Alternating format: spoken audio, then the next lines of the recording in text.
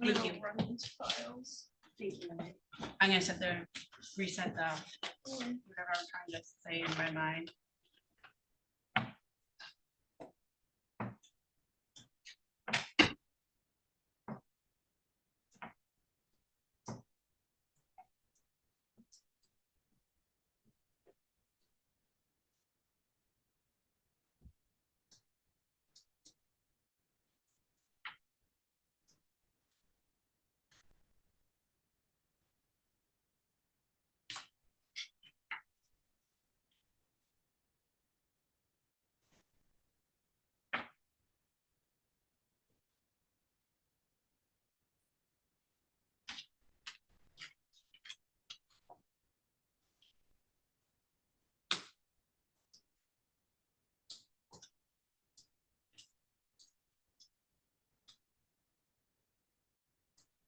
Do that, and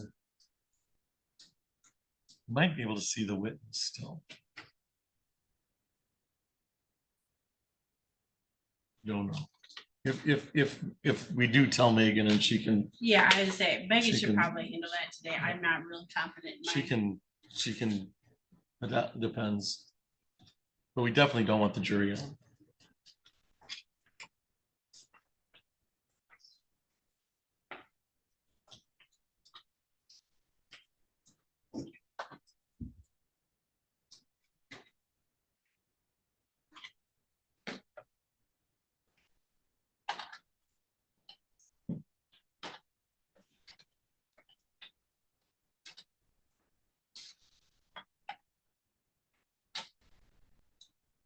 I'm gonna straighten that out. It's just Well, nervous cancer. pretty strong. Kinks.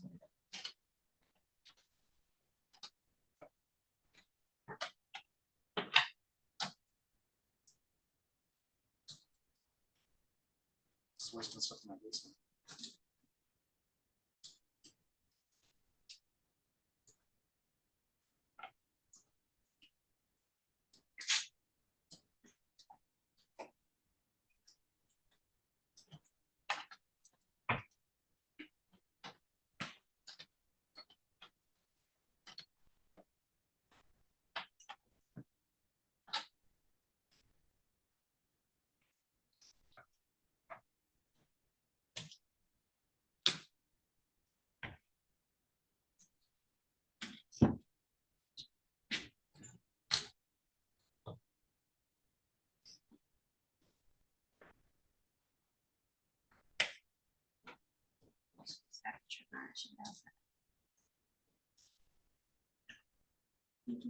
I just tried to reset all these in custody, so I look a little confused. I'm not confused. I'm concentrating super hard because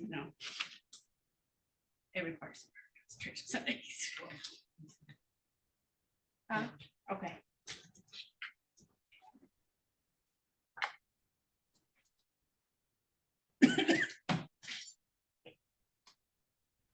All right, Mr. Lee, you can bring your Miss Rhoda back up.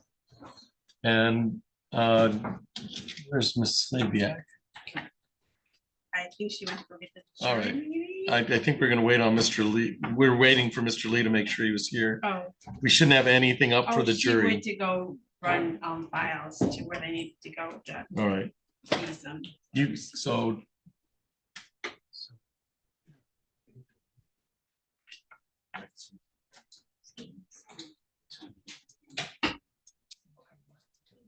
All right, so Ms. Slaviak, you can get the jury. Yes, sir. And then Mr. Gehring, we should probably pull up anything connected or at least for the jury so they don't see that. Yeah, that was just a placeholder to make sure it was working. I'm gonna Alright. plug that right now. All right, I'll wind it up here.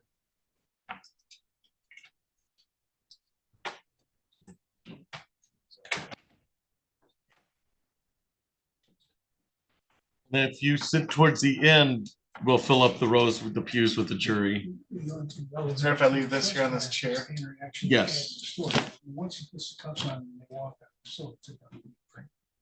You want us to slide So down they're here? arrest for trespass. Yeah, you're gonna see how everybody's gonna, they're gonna, so, yeah, you're gonna be. When we're full, we really get full. Okay. So I gotta So so yeah, you'll be cozy over there. Yeah, it's a new front. Yeah, but what she So is if we put charged with these is here? trespass. Absolutely. And the elements of trespass. As long as the either jurors can't fulfilled or see not anything there. fulfilled The minute they Just walk the out yellow that door, notes. which is those. There's no other element of trespassing that still has to be fulfilled after they leave the store. There's a lot of discussion. Discussion, is stuff that we're doing today, we're calling witnesses and having a discussion live, so we don't need to have a video that provides us with testimony when we have live witnesses too, right? Best evidence would be the live witness. Well, okay, well, I guess we can discuss that because I believe that until the actual arrest has been effectuated, that's still. Right. So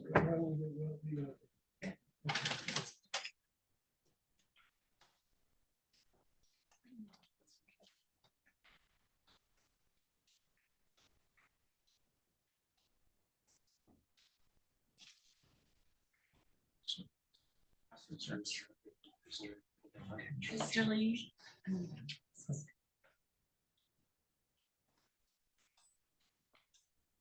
Mr. Lee, Yes, the defendants that were in custody for today, and Mr. Geary agreed to this. I did a quick reset for next week, just so they weren't waiting very long for their hearings. And everybody else, I will get reset in the next day or so. I'm sorry, so who was reset till next week? Anybody in custody, which I believe is Mr. Wilson, Mr. Magar, and Mr. Idris. Gotcha. And the rest of them will probably be set after the new year in accordance with the regular policy setting. Okay, thank you. Are you gonna adjourn today? We'll find out. Okay. I somehow lost my train. Here's the verdict form or whenever that gets needed to be.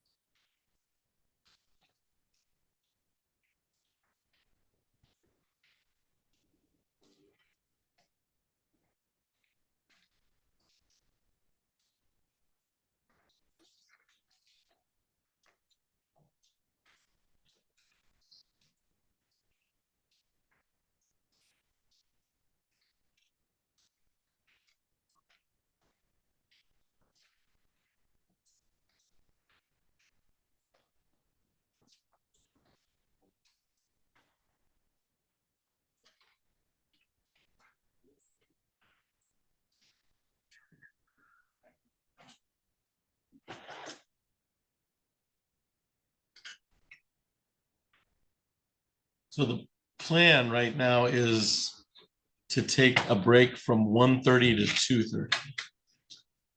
And that'll be their lunch, and they'll come back about, I'll say 1:45 because they gotta get paid too.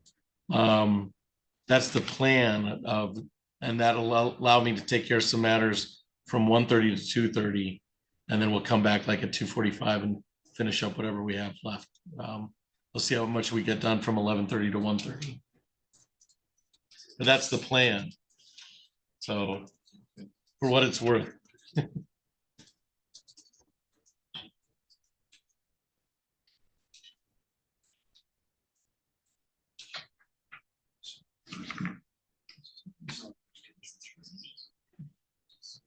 This is, Right, so if you go right, you can just fill up the pews as we go.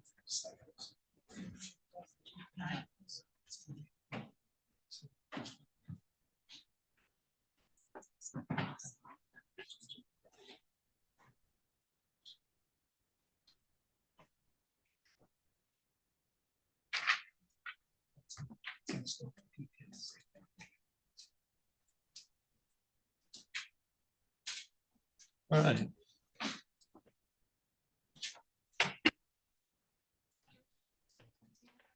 You may.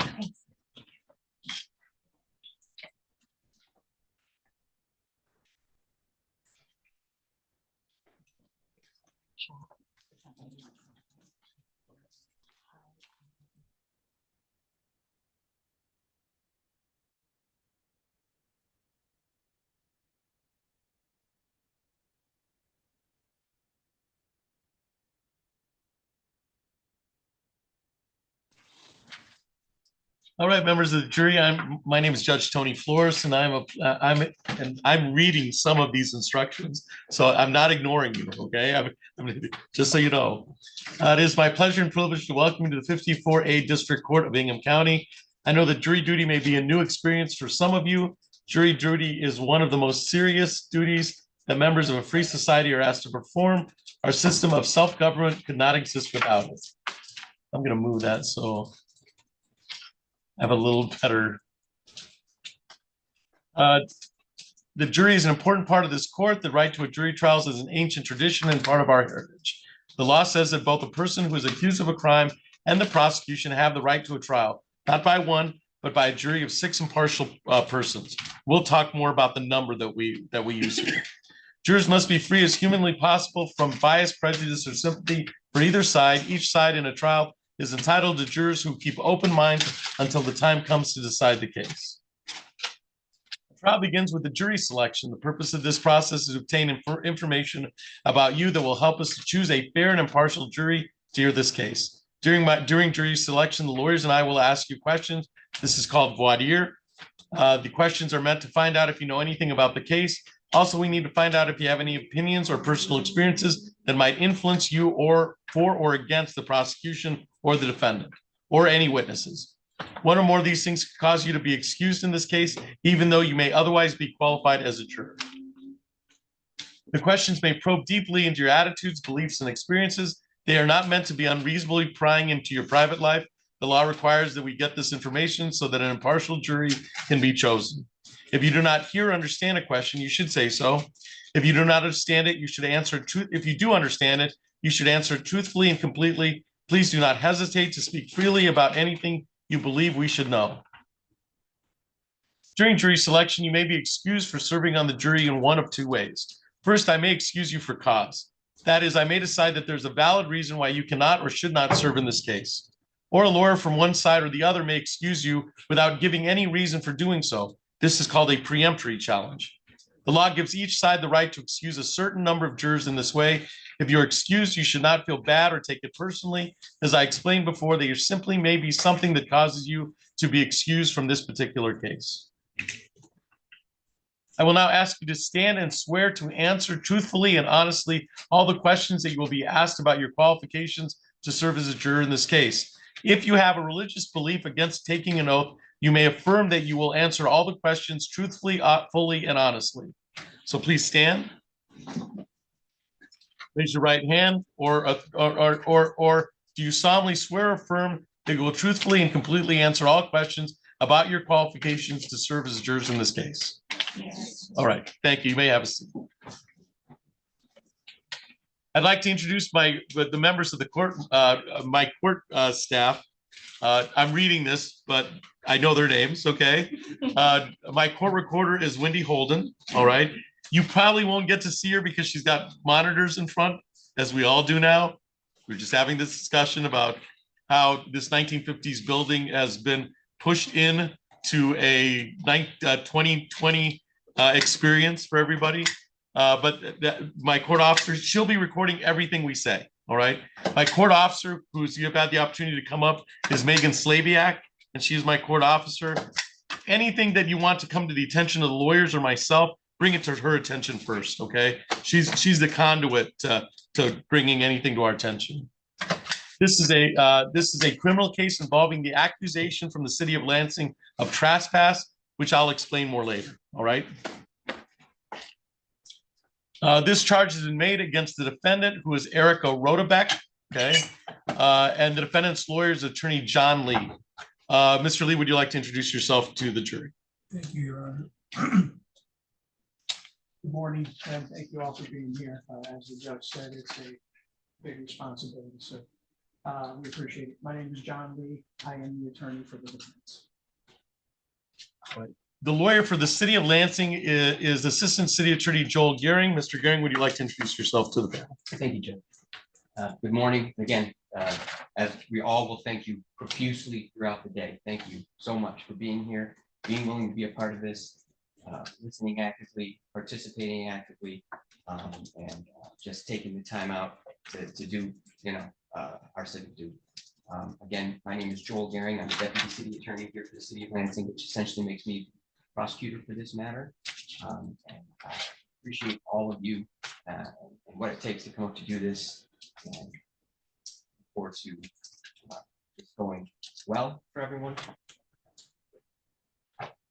Right. The anticipated witnesses for the city would be Officer Ilya Barbanov and Branda Lynn Hale.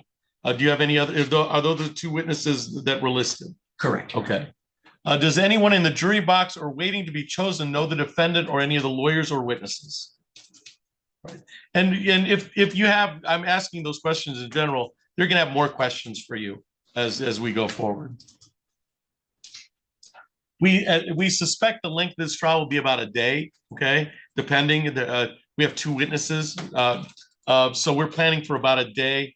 If you believe that the length of the trial will be real of any hardship for you, please let me know. Okay, and you can let me know through Ms. Slabiak. Some of you may have health problems that would prevent you from serving on a jury. For example, does anyone have a medical problem that makes it difficult for you to sit at 2 or 3 hours at a time? Right. And if not, and if you don't want to, I say that knowing that nobody wants to share that information. So you can bring that to Ms. Slabiak's attention. All right. Does anyone have a sight or problem with sight or hearing? So they may not be able to hear the witness, because we want you to be able to hear the witnesses in the case. If there's any talk in that regard, please let Ms. Slabiak know. This is a criminal case. The paper used to charge the defendant with a crime is called a complaint. The complaint in this case charges the defendant, Erica Rodebeck, with a crime of trespassing and reads as follows. On or about October 9, 2024, at the offense location of 5411 South Cedar Street and Armstrong in the city of Lansing, Ingham County, the defendant is alleged to have trespassed on property of another or remain on property after being told to leave, right? The person accused of crime is presumed to be innocent. That means you start with the presumption the defendant is innocent. This presumption continues throughout the trial and entitles the defendant to a verdict of not guilty unless you are satisfied beyond reasonable doubt that she is guilty. Every crime is made up of parts called elements. The prosecution must prove each element of the crime beyond a reasonable doubt. The defendant is not required to prove her innocence or do anything. If you find that the prosecutor has not proven every element beyond a reasonable doubt, then you must find the defendant not guilty. A reasonable doubt is a fair, honest doubt growing out of evidence or lack of evidence. It is not merely an imaginary or possible doubt, but a doubt based on reason and common sense. A reasonable doubt is just that, a doubt that is reasonable after a careful and considered examination of the facts and circumstances of this case. So I'm going to call jurors, and juror number 1, 2, and 3 are the worst because you have to go all the way and you have to sit at the chair farthest, and there is no door on that side. So I apologize right now, okay? And then every time you come out, you're going to be sitting in the same slot. So I apologize for that too, all right? Juror number 1 will be Lisa Zilke.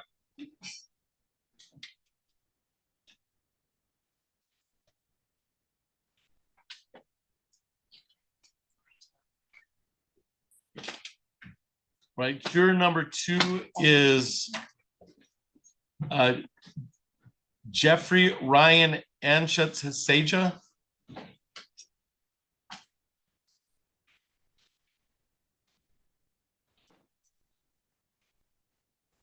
Juror number 3 will be Montana Jewel Easter.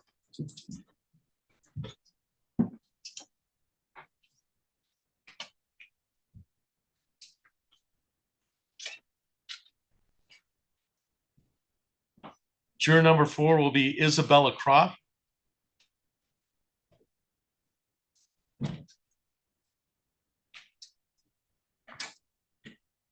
Juror number 5 will be Brad Witham.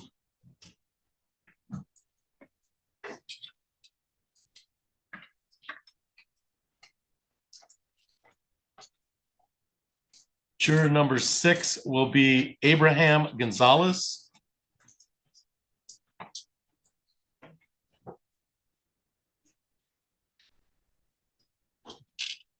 And juror number 7 will be Stephen Griffin. Right, Mr. Griffin, I'm gonna have you sit in that chair right there because we don't have enough chairs. And we do have an alternate juror. We do pick an alternate juror, and we'll explain why later, okay? Your Honor, would it be possible for you to read the names of jurors 1 through 4? Yes, it's Lisa Zelke, Seja, it's Jeffrey Ryan Anschutz Seja. I don't even know if I'm close. Anschutz Seja, thank you. Montana Easter, Isabella Croft, Brad Witham, and Abraham Gonzalez, and then Stephen Griffin.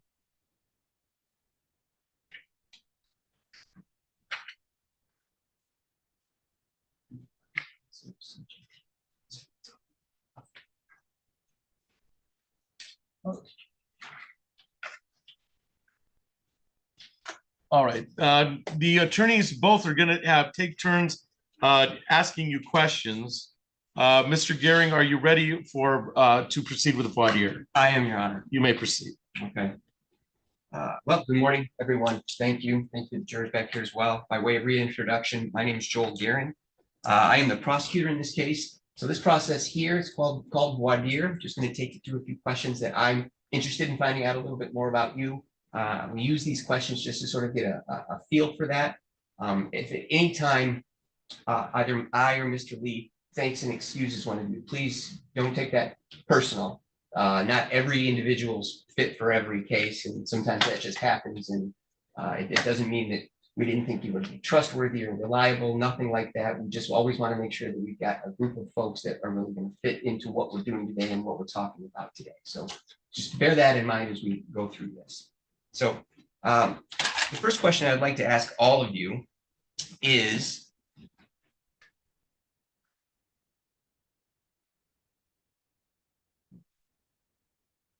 I believe the judge may have already covered this, but do any of you have a health matter that would harm your ability to serve? Judge has indicated that this may be all day. Do any of you have any concerns about that? Shaking of the head, no.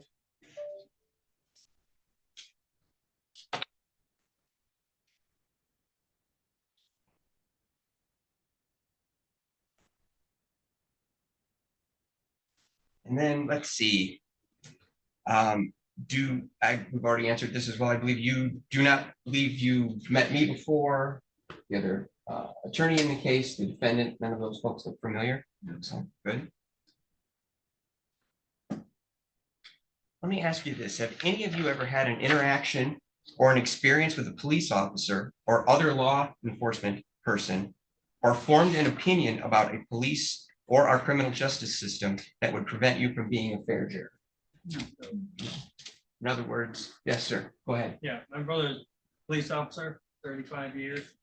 So I've been on panels before, but I pretty much know how the procedure works for them. So it gives me a little bit more insight into that. That's juror number 5, Mr. Witham. Yep. Okay. All right. And do you believe that your knowledge would cause you to have any bias in this matter? I think I would sway more towards the police. It all depends. Okay, so would you listen to the facts? Okay.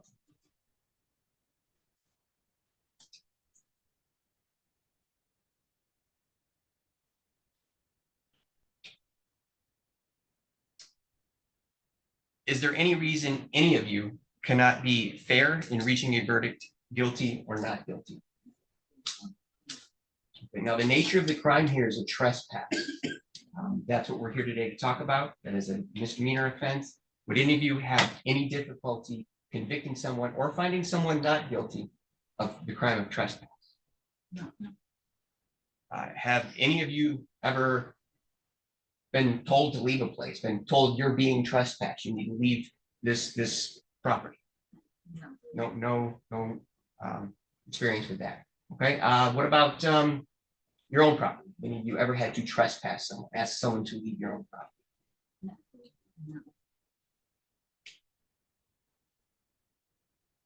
So that was a collective, all jurors, but that collective was all 7 jurors, is that correct? I saw Right, okay. all 7.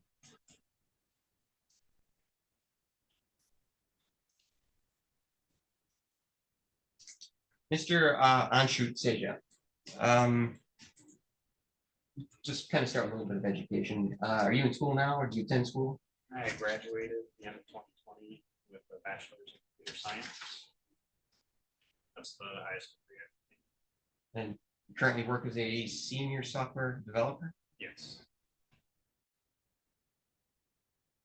and you've never been involved in any type of criminal suit on one side or the other. Nope. Got married in a court. That's your experience with That is this my part of the experience. system. Is your spouse employed? Yes. Okay. And what type of work does she do? She does electrical design. I think she, for technical data, it's electrical engineer. But she does like floor plans for commercial buildings. She went to school for architectural engineering.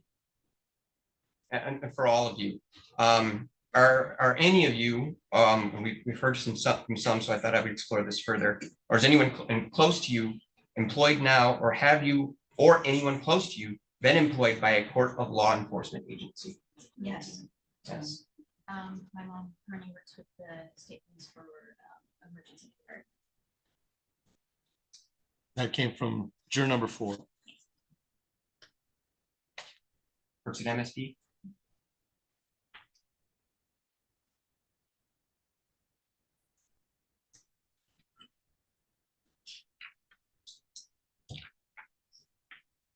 And I see here that you're a data entry specialist. Yes.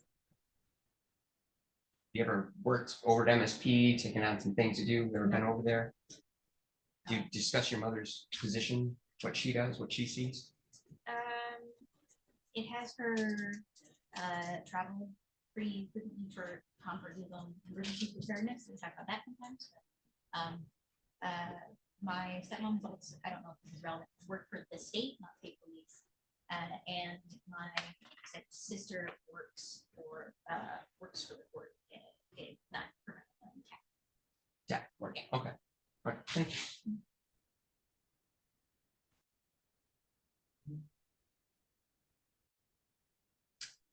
Any of you ever served on a jury before? Oh, first time for everyone. Okay, excellent. Hopefully this will be the kind of experience that'll make you look highly upon this and want to do it again.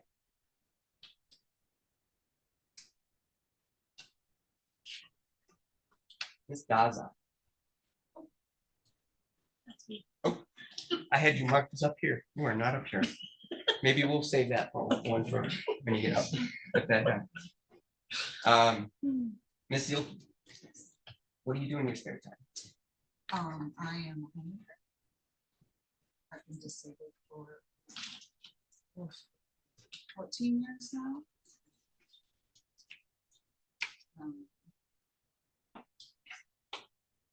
My hobbies, the things that keep me busy, is that what you're asking? Sure, just anything that, yeah, keeps you active. Crafting, gardening. I love my animals, so I have 3 dogs and 4 cats.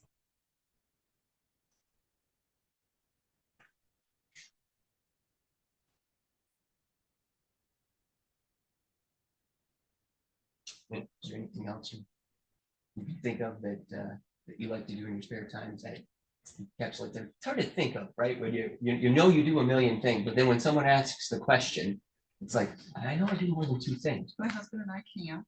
Well, that's great. canoe trips. Love being outdoors. So, Appreciate that. Here's one question. Have any of you ever been a witness in a matter, instead of being in the jury, but actually have been a witness to a criminal trial? That's a no from everyone. Your Honor, I don't think I have anything more for these folks at this time. All right, thank you, Mr. Gehring. Mr. Lee, any questions of this 7 jurors? Yes, thank you, Your Honor.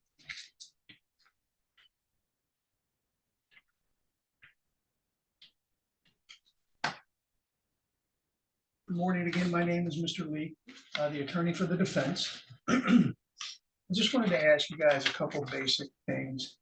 I think that most people are fair and want to do a good job when it comes to jury duty. My question to you is this. We're going to have various individuals testify. Some of them will be law enforcement officers. So my question to you is it more likely that a law enforcement officer is telling the truth or that a regular person is telling the truth? Does it matter? Who thinks that it's more likely the law enforcement officer is telling the truth? So everybody thinks that we're going to judge each person individually by what the merits of their testimony is. Okay, good, good. And then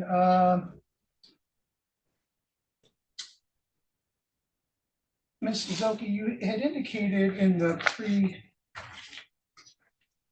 questionnaire that you were involved in a criminal suit. Is that accurate? I was the victim of an aggravated assault.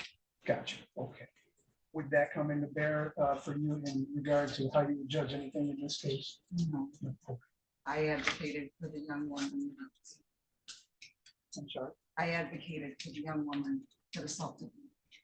Oh, I She see. was young. She made a mistake. She misjudged the situation. And she still got the sentence Right. and the judgment. No, I advocated for it. I appreciate it.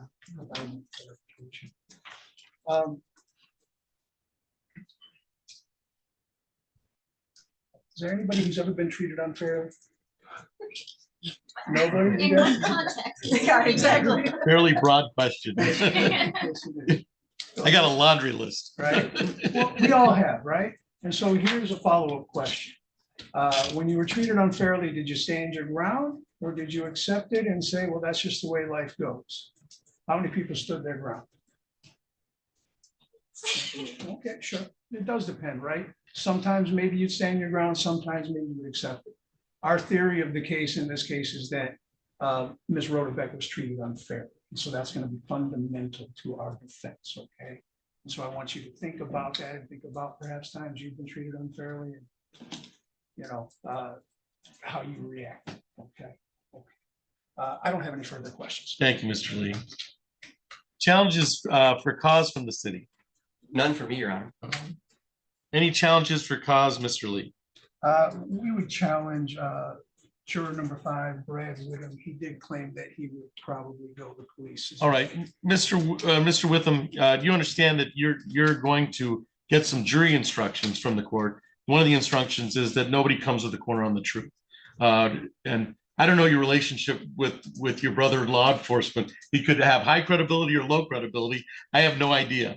Could you be able to follow the jury instruction? Yes. Okay. So your challenge for cause is denied based on the response from the juror. Any preemptory challenges from the plaintiff or people? None from the people. All right. Any preemptory challenges, Mr. Lee? We'd like to thank and excuse juror number 5. Your Honor. All right. So Mr. Witham, you've been preemptory challenged. Thank you for your appearance today.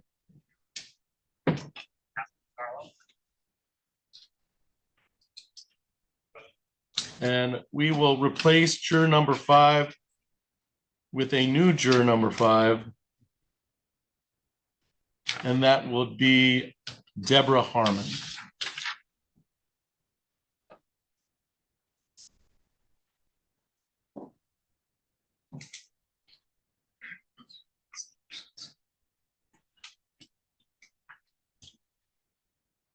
All right, you can replace that seat.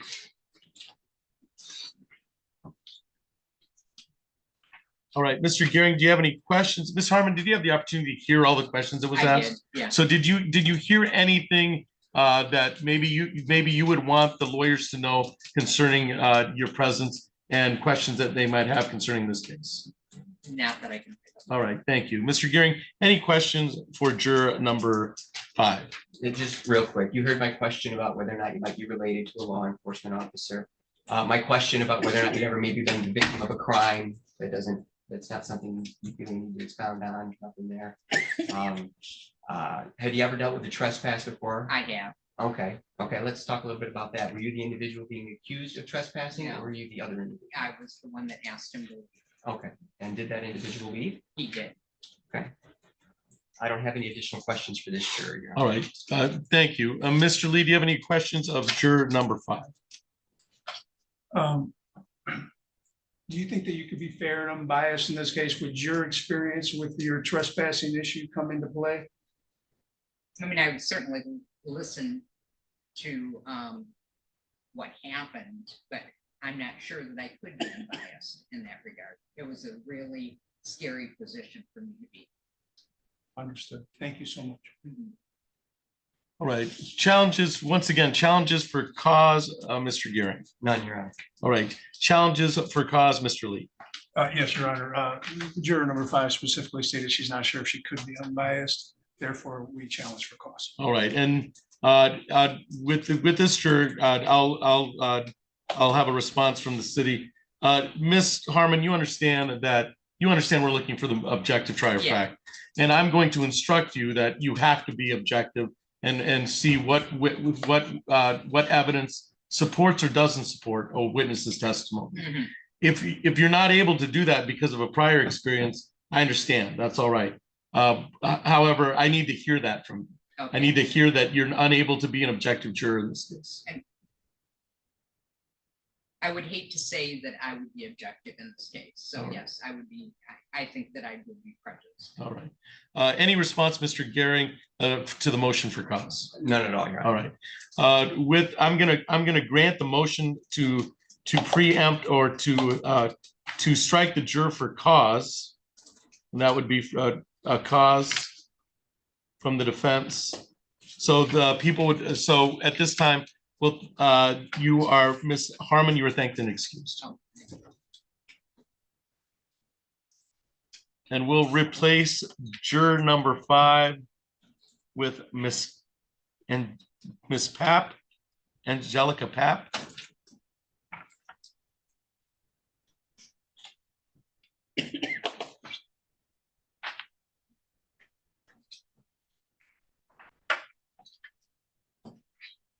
And Ms. Papp, you had the opportunity to see or hear everything that was asked of the jurors. Yes. Is there anything that was note from the questions that you may want either side, either attorney to know? No. All right. Mr. Gearing, you may question juror number 5. Thank you very much. And thank you. Same question. You heard of my questions about whether or not it might be related to a police officer or anything like that.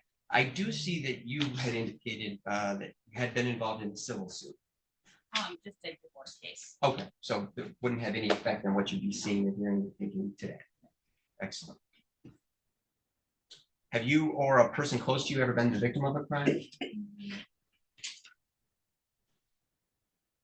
And then as far as the other questions that we addressed, a trespassing situation, you haven't had that occur to you, you haven't had the other side of that. And then I guess real quick, I want to ask, since we've gotten here. So you're employed as an RN? Yes, Would that be here at Sparrow? yes, it is. Okay, great. How long have you worked there? I've been at Sparrow for 8 years now. I've been a nurse for 10. That's all I have. Thank you. Thank you, Mr. Gearing. Mr. Lee, any questions of juror number 5? Thank you, Your Honor. Ms. Papp, appreciate you being here today. Do you think that you can be a fair, unbiased juror, listen to all the evidence and make a good decision? Yes. Right. Challenges for cause of Mr. Gearing. None, Your Honor. Challenges for cause of Mr. Lee. No challenges, Your Honor. Thank you. Preemptory challenges, Mr. Gearing. None, Your Honor. Okay, so the people are satisfied, the city's satisfied with this panel. I am. All right, any challenges, preemptory challenges, Mr. Lee? No, Your Honor, the defense is satisfied with this jury. All right. So we have a jury.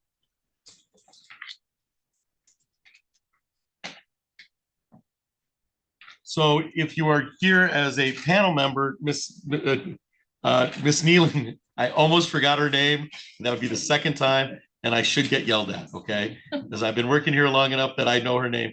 But Miss Nealing will take you and make sure we have our 7 jurors, all right? So the rest of the instructions are for you, all right?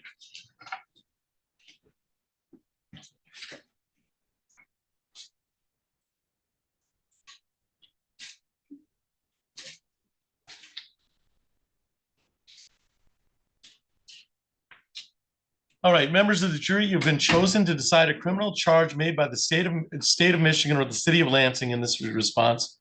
City of Lansing against one of your fellow citizens. I will now ask you to stand and swear to perform your duty to try the case justly and to reach a true verdict. If your religious beliefs do not permit you to take an oath, you may instead affirm to try the case justly and reach a true verdict. I'm going to have you all stand. Raise your right hand. Each of you do solemnly swear affirm that in this action now before the court, you will justly decide the questions submitted to you, that unless you are discharged by the court from further deliberation, you will render a true verdict, and that you will render your verdict only on the evidence introduced and in accordance with the instructions of the court, so help you God, under the penalty of perjury. Yes. Okay, thank you. You will have a written copy of these instructions, part 1, part 2, or part 3. Most jurors pick part 3 because that has all the final instructions, including a copy of the verdict form. So I'm going to read them to you, and you'll be provided a copy if you need, if need be. All you have to do is ask. You may refer to them during the trial, since no one can predict the course of a trial. These instructions may change at the end of the trial. At the close of the trial, I will provide you with a copy of my final instructions for use during deliberations. Usually that's in regards to part 3, because those are the instructions that may change depending on testimony. Now I'll explain some of the legal principles you'll need to know and the procedure which we will follow in the trial. The defendant in this trial, Erica Rodebeck, is charged with the crime of trespassing. To prove this charge, the prosecutor must prove, or the city attorney must prove each of the following elements beyond a reasonable doubt: that Volunteers of America owned or legally occupied property located at 5411 South Cedar Street in the city of Lansing, Ingham County, state of Michigan. That the defendant was on property owned or occupied by the Volunteers of America. That Lansing police officer Ilya Barbanoff told the defendant that she had to leave the property. That the defendant remained on the property after being directed to depart. That the defendant had no legal authority to remain on the property. A person accused of crime is presumed to be innocent. This means that you must start with the presumption that the defendant is innocent. This presumption continues throughout the trial and entitles the defendant to a verdict of not guilty unless you are satisfied beyond a reasonable doubt that she is guilty. Each crime is made up of parts called elements, which I just read. The prosecutor must prove each element of the crime beyond a reasonable doubt. The defendant is not required to prove her innocence or do anything. If you find the prosecutor has not proved every element beyond a reasonable doubt, you must find the defendant not guilty. A reasonable inference, a reasonable doubt is a fair, honest doubt growing out of the evidence or lack of evidence. It is not merely an imaginary or possible doubt, but a doubt based on reason and common sense. A reasonable doubt is just that, a doubt that is reasonable after a careful and considered examination of the facts and circumstances of this case. During this trial, and there's a bunch of how to file a trial if you just watch any television network. So this is a procedure we're following, okay? At trial, follow this procedure. First, the city attorney makes an opening statement where he gives his theory about the case. The defendant's lawyer, Mr. Lee, does not have to make an opening statement, but he may make an opening statement after the city attorney makes his opening statement, or he may wait until later. That's called deferring your opening statement. These statements are not evidence. They are meant to help you understand how each side views the case. Next, the city attorney prosecutor presents his evidence. The city attorney prosecutor may call witness to testify and may show exhibits like documents or objects. The defendant's lawyer has the right to cross-examine the city attorney or prosecutor's witnesses. After the city attorney prosecutor has presented all of his evidence, the defendant's attorney may also offer evidence, but does not have to. By law, the defendant does not have to prove her innocence or produce any evidence. If the defense does call any witnesses, the prosecutor has the right to cross-examine those witnesses. The prosecutor may also call witnesses to contradict the testimony of defense witnesses. After all the evidence has been presented, the prosecutor, city attorney, and the defendant's lawyer, Mr. Lee, will make their closing arguments. Like the opening statements, these are not evidence. They are only meant to help you understand the evidence and the way each side sees the case. You must base your verdict only on the evidence. My responsibilities as the judge in this trial are to make sure the trial is run fairly and efficiently, to make decisions about evidence, and to instruct you about laws that applies to this case. You must take the law as I give it to you. Nothing I say is meant to reflect my own opinions about the facts of the case. As jurors, you are the ones who will decide this case. Your responsibility as jurors is to decide what the facts are of the case. This is your job and no one else's. You must think about all the evidence and all the testimony and then decide what each piece of evidence means and how important you think it is. This includes how much you believe what each of the witnesses said. What you decide about any fact in this case is final. It is your job to decide what the facts of this case are. You must decide which witnesses you believe and how important you think their testimony is. You do not have to accept or reject everything a witness says. You're free to believe all, none, or part of any person's testimony. In deciding which testimony you believe, you should rely on your own common sense and everyday experience. However, in deciding whether you believe a witness's testimony, you must set aside any bias or prejudice you have based on the witness's race, national origin, or ethnicity, gender identity, or sexual orientation, or religion, age, or socioeconomic status. There's no fixed set of rules for judging whether you believe a witness, but it may help you to think about these questions. So we tell you there's no rules, and then we give you a pathway to some rules, okay? Was the witness able to see or hear clearly? How long was the witness watching or listening? Was anything else going on that may have distracted the witness? Does the witness seem to have a good memory? How does the witness look and act while testifying?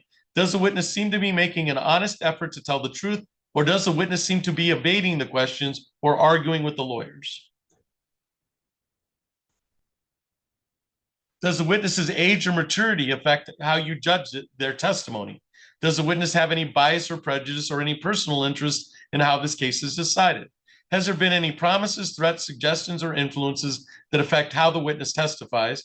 In general, does the witness have any special reason to tell the truth or any special reason to lie? All in all, how reasonable does a witness's testimony seem when you think about all the other evidence in the case? When it's time for you to decide the case, you're allowed to consider the evidence that was admitted in the case. Evidence includes only the sworn testimony of witnesses, the exhibits admitted into evidence, and anything else I'll tell you to consider as evidence. The questions the lawyers ask the witness are not evidence. Only the answers are evidence. You should not think that something is true just because one of the lawyers asks questions that assume or suggest that it is true. I may ask some of the witnesses questions myself. I generally don't, but I might, okay? Those questions are not meant to reflect my opinion about the evidence. If I ask any questions, my only reason would be that things may not have been fully explored. That is why it's really just a conduit to communication. During the trial, you may think of an important question that would help you understand the facts in this case. You are allowed to ask those questions, all right? You should wait to ask questions until after the witness is finished testifying and both sides have finished their questions. If you still have an important question after this, do not ask it yourself. Raise your hand, write the question down, and we'll provide a pen or pencil for you to write down with, and pass it to the court staff who will give it to me. Do not show your question to the other jurors, all right? If your question is not asked, it is because I determined under the law that the question cannot be asked. Do not speculate about why the question was not asked. In other words, you should draw no conclusion or inferences about the facts of the case, nor should you speculate about what the answer might have been. Also, in considering the evidence, you should not give great weight to testimony merely because it was given in answer to questions submitted by members of the jury. Just act as if it's a question by anyone, all right? If you cannot hear something that is said or presented, or if you cannot see a witness or evidence, please raise your hand immediately, because we want to make sure that you can hear or see anything that's said.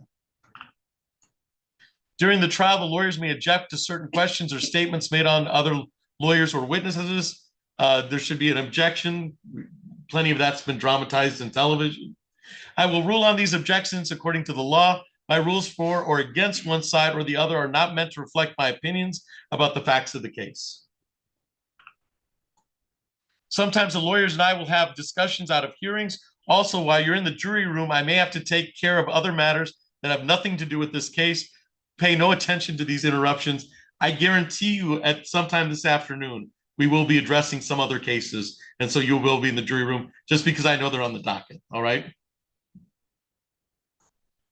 You must not discuss this case with anyone, including your family or friends. You must not even discuss it with the other jurors until time comes for you to decide the case. When it's time for you to decide the case, I will send you to the jury room for that purpose.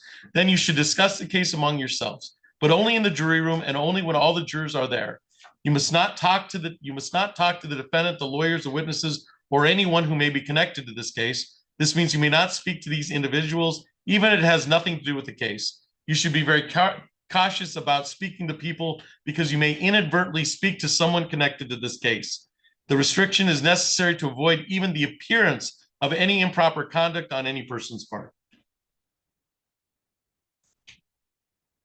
During the trial, do not read, listen to, or watch any news reports about the case. Under the law, the evidence you should consider to decide the case must meet certain standards. For example, witnesses must swear to tell the truth, and lawyers must be able to cross-examine them. Because news reports do not have to meet these standards, they could give you incorrect or misleading information that might unfairly favor one side. So to be fair to both sides, you must follow the instruction. The restrictions I'm about to describe are meant to ensure the parties get a fair trial. In our judicial systems, it's crucial that jurors are not influenced by anything or anyone outside the courtroom. Under the law, for the evidence you must consider must meet certain standards, as we've discussed. Because information obtained outside the court does not have these safeguards, it could give you misleading or incorrect information. So you should base your decision based on what we do in this courtroom, any evidence that you testify to. So evidence includes testimony or exhibits. It is your duty to decide this case based solely on the evidence you see and hear in this court. You must not consider information that comes from anywhere else. This means that until you deliver your verdict, you must not read, watch, listen, or receive any information, including opinions or commentary about the case, whether in newspapers or television, radio, internet, or social media. You must not research any aspects of the case during the trial. This means using a cellular phone device, computer, or other electronic device to search dictionaries, reference manuals, newspapers, or magazines. You would get all your information from both attorneys and myself in the case, and the witnesses and the exhibits. You must not investigate the case on your own or conduct any experiments concerning the case, including investigation or experiments using the internet, cellular phones, computers, or other electronic devices. You must not visit the scene or any event at issue in this trial. If it is necessary for you to view or visit the scene, court staff will take you there as a group under court supervision. You must not consider any evidence, any personal knowledge you have on the scene. You must not share any information about the case by any means, including cellular phones or social media. This means that even if you are not discussing the case with someone else, you may not post any information about the case on social media websites or in any other manner. If you discover that a juror has violated my instructions, please refer it to Megan Slaviak, my court officer. You may take notes during the trial, which we will provide a pen and paper for it, but of course you don't have to. If you do take notes, so we provide it if you want to, you don't have to, all right? If you do take notes, you should be careful that it does not distract you from paying attention to all the evidence. When you go to the jury room to decide your verdict, you may use your notes to help you remember what happened in the courtroom. If you take notes, do not let anyone except the other jurors see them during deliberations. Your notes will not be examined by anyone, and when your jury service concludes, your notes will be collected and destroyed. You can see we've chosen a jury of 7. Okay.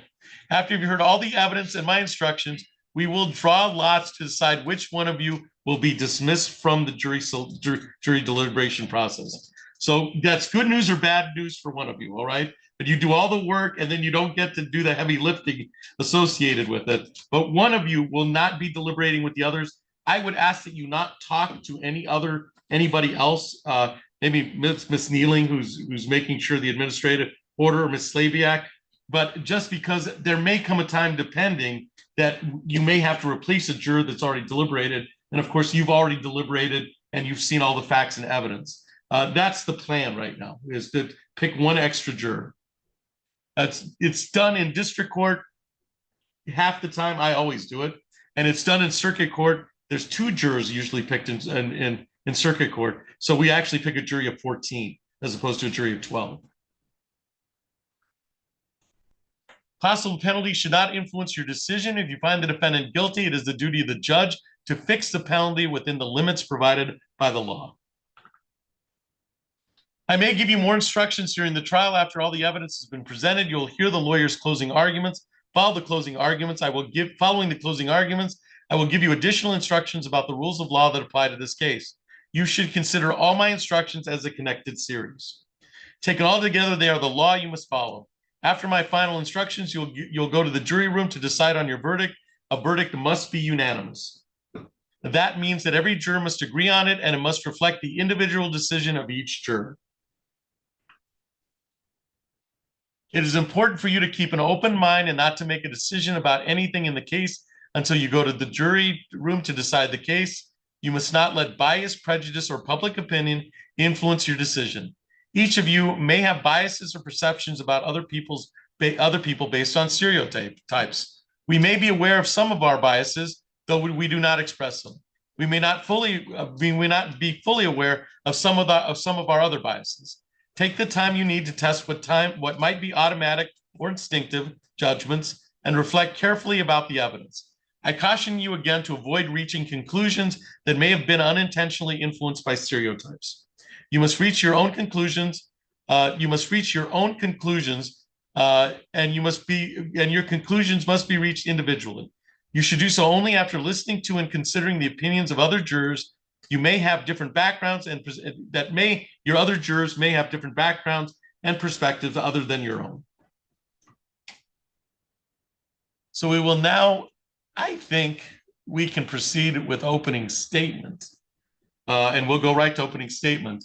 I'm thinking that if we take a lunch after some evidence we may be able to take a lunch after most of the evidence is presented. And that'll give me time of break to do some other cases. You'll get a much needed lunch, and we'll make sure that you get paid, because you should be paid for your time. And then we'll come back and we'll finish whatever we have left. All right. All right, Mr. Gehring, are you ready for opening statement? I am, Your Honor. You may proceed. Thank you.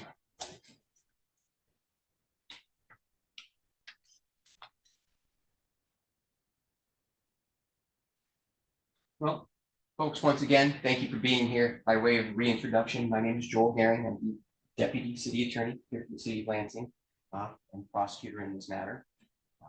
So what are we here for? Well, as you gathered, this is a trespass matter. Trespass situation. What happened? Well, back on October 9th of this year, the defendant entered the Volunteers of America store over on Cedar Street. Some of you might be familiar with that. They've shopped there before.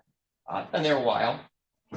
They have a rule that you cannot walk around their store with a bag.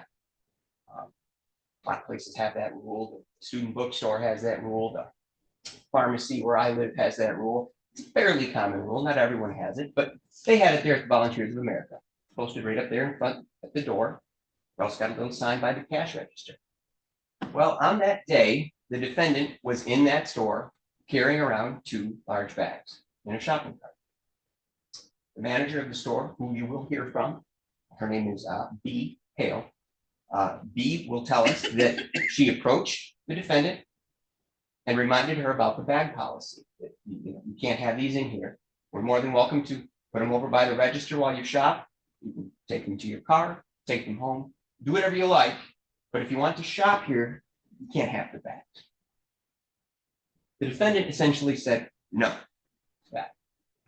I have the right to use these bags, I have the right to be in here, and I have the right to keep these bags. As you will hear from Ms. Hale, she told her, well, that's not true. If you don't want to get rid of the bags while you shop, I'm going to ask you to leave. And that's what she did. She said, you are trespassing, and I would like you to leave at this time. The defendant apparently doesn't believe that the rule applies, and also doesn't believe the law applies in this situation. She said, no, I'm staying in the store, and I'm keeping my bags with me. I don't know what you would do in that situation. The manager, Ms. Hale, decided to call 911. They dispatched an officer to the location, Officer Ilya Barabanov, who you will hear from, and he will testify that he approached the defendant and explained the situation. Ma'am, it is a private establishment. They're allowed to have their own rules. You're breaking the rule. They've asked you to leave. You now need to leave. You have been trespassed, as we call it. You have been trespassed.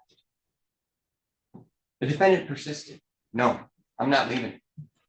These are my bags. I have a right to be in here, and I don't care what their rule is. I'm not leaving. End of story. He says, well, if you don't leave, I have to arrest you. She says, take me to jail. So again, another individual being left no choice. He went ahead and put the handcuffs on her, detained her at that time, not arrested, simply detained her, walked her outside, walked her to the patrol car, continued to have a conversation, continued to tell her, ma'am, all you need to do is exit the door. This does not have to be a thing that results in an arrest and a booking and a hearing and all that other stuff. If you just would take your stuff and leave the store and not go back in, we're done. Says, no, I don't believe this is right. And I'm perfectly fine with you taking me to jail on this. He did not want to do that. He offered her another option. How about I drop you off somewhere? There's another place you'd like to shop, perhaps a place that doesn't have this rule that you don't like. We could take you there too. How about that? No, she refused that as well. So off to the LPD headquarters they went. As the judge explained to you, my job here is to prove essentially 4 things. I've got to prove that the Volunteers of America have a store that they own and operate over on Cedar Street. That's one. That's not being contested today. There isn't anybody in this courtroom today who's going to say that that's not true, that they don't own that store and they don't have the right to operate out of that store. They absolutely do. Second thing I have to show is that the defendant was in that store on that day. October 9, 2024. She was in that store at that time. That's also not in dispute. Just like the first part, the second part, not in dispute. She's on video. We have 2 witnesses, and she won't dispute that she was there. That her being there is part of her point that she's trying to make. I'm there and I'm allowed to be there. Clearly there. So there's the second element that we don't really have to discuss much. The third element, she was asked to leave. Now she was asked to leave by both the manager and when Officer Barabanov showed up, she was asked to leave by him too. She refused all overtures to leave. Every time she was asked, can you simply leave the store? She said no. That's not in dispute. That is on the video. And both witnesses will testify that when we asked her to leave, demanded her to leave, she refused. Not in dispute. And then the last thing I have to show you is that after she was asked to leave, she stayed. She remained on the property after being given an order by both the manager and the police officer to leave. She refused. Stayed on the property. Those are the 4 things I have to prove. None of them are in doubt. All of those things happen. There isn't one part of that element that isn't already in no doubt. You know, just to drive home kind of what we're talking about here, because you could be sitting there thinking, well, okay, she didn't leave the store, trespass. What's the big deal? Well, it's a law. It's a misdemeanor. Following laws are important. I mean, I follow the law. I'm sure all of you follow the law. Just because it's a misdemeanor, just because it's just a trespassing, that doesn't mean that it isn't something that should be followed. Picture this. You're gonna go buy a new washer and dryer. Head out to Best Buy, you get on Amazon, you order your washer and dryer, it's gonna be delivered Saturday. You gotta get rid of your old washer and dryer. You go ahead and put it on Facebook Marketplace. Someone calls you up, says, I'm interested. I'll be over there at noon. Show up at noon. They walk up to your door and you explain to them, the washer and dryer's downstairs. You gotta walk through the living room here, down the hall. We're gonna head down the stairs, see the washer and dryer. But before you do all that, I'd ask you, could you please take your shoes off? That's kind of my wife has that rule. The individual says, no. I'm not taking my shoes off. Oh, if you're not gonna take your shoes off, I'm not showing you the washer and dryer, right? I mean, I've got a rule. I'm not showing it to you if you don't follow my rule. Person says, you invited me here. I answered your ad. I have a right to see the washer and dryer, and I'm not taking off my shoes to do it. Now, I don't know what you do at that point. I would say, you know what? We're done. Get off my property. I'm not dealing with this. It's my washer and dryer, it's my property, it's my carpet, my rule. I'm done. You need to leave. Now imagine the person says, no, I'm not leaving. Standing right here until you let me see this washer and dryer. And I'm not taking off my shoes either. Okay, well, I'm gonna call the police. Call the police. I'm not going anywhere. Folks, is that how it works? Is that how property rights work? Now let's say it's not your home. Let's say you run a small business. You run a hardware store. Does it matter that it's a hardware store and not your home? Doesn't matter at all. Does it matter if you're running a consignment shop? A thrift shop? No. They have their rules. The rule in question here isn't even an odd one. Many establishments have a rule about carrying a bag while you're shopping. They also have rules. You see, walking, how many stores you walk into, there's a sign right there. No shoes, no shirt, no service. It's all over the place. That's not just an alliterative. Those are the rules. You walk into that hardware store without your shirt, and you're going to be given two choices. Put a shirt on or leave. And if you persist in keeping your shirt off and not leaving, you are trespassing. Whether or not you agree with the rule, whether or not you think it's fair to you specifically, the rule is the rule, and the law on trespass is the law. You walk into that restaurant with bare feet, they're going to tell you you can't be in here in bare feet. It's the rule. Either go put some shoes on or get out. We have rules like that all over. Some places allow dogs, some don't. You can go into Home Depot with a dog. Can't go into other places. Can't go into certain restaurants, most restaurants. These are the types of rules I'm talking about. They're allowed to have them. They're allowed to enforce them. And when they ask you to leave, you have to leave or you are trespassing. That's the law that applies to you, to me, and everyone here, including the defendant. So you're going to hear from a couple of witnesses. You're going to watch some video. And then we're going to reconvene. I'm going to give a closing, much shorter than this, I promise. And then I'm going to ask you to go back to the jury room and return a verdict indicating that this defendant is guilty of trespass. Thank you. Mr. Lee, did you want to make your opening statement now? Did you want to defer your opening statement, or are there any matters, preliminary matters you want to bring to the court's attention out of the presence of the jury? No preliminary matters, Your Honor, but I would like to make an opening statement. You may proceed. Ladies and gentlemen of the jury, this case is about dignity and respect. Okay, Ms. Erica Rodenbeck was not treated with dignity and respect.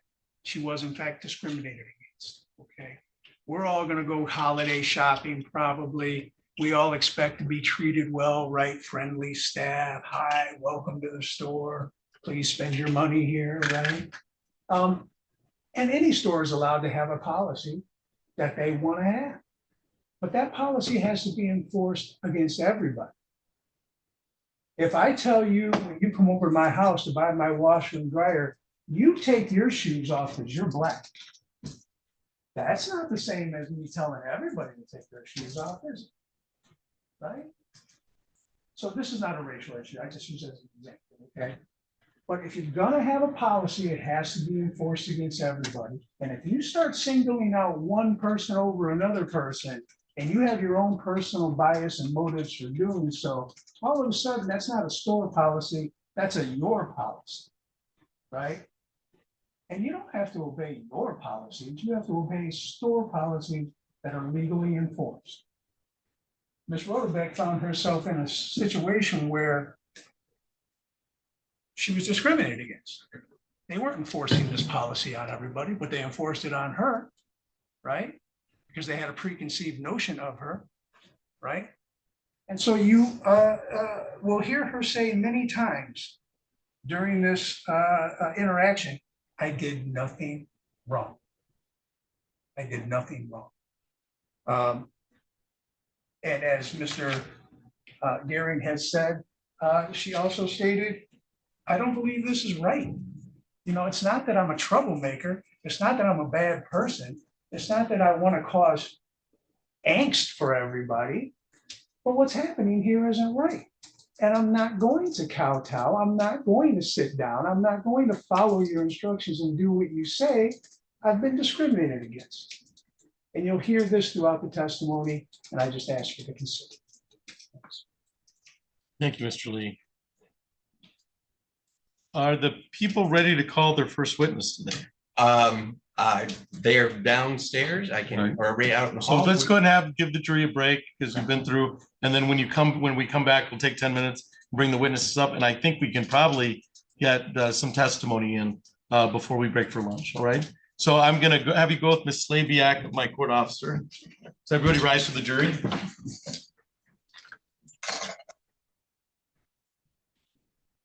And then we'll bring you back with the first witness.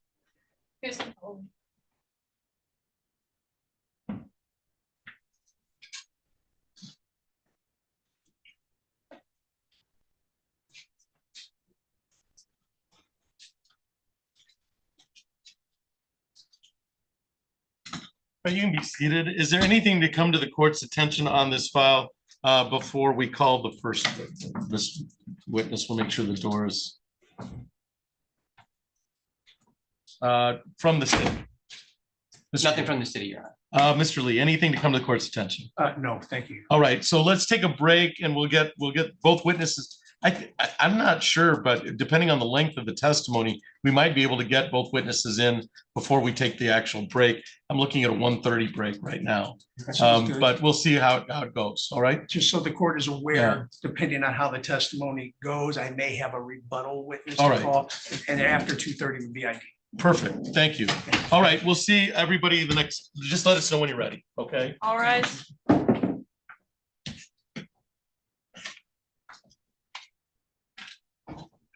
Be seated. 15 minutes, is that good?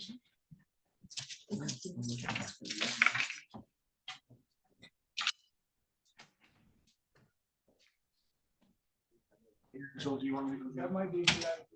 Yeah, I thought you were gonna be like, yeah, I got something, and then you didn't. I was Well, I like, was just gonna object at the time, but I thought we would just have that discussion. I don't know. Maybe he wants to, I think. let's catch him before they bring the jury Yeah. back in. Yeah. So do you want to move him? Yeah, if you would. So we got about 15 minutes. Just take He your time, actually, stretch your both legs, he go or to the she is bathroom, on drink her water. sister's sitting bench. Oh, this is not the cop. The copy is in Ward's library. Okay, this one. The one sitting with the friend. Gotcha. Whoops. Sorry.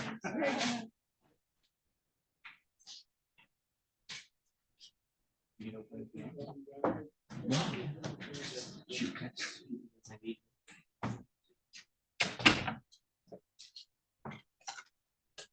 Opening on that? This is just a recess, right? Not lunch recess? Yeah, just a quick break. Sorry, I mean, your way.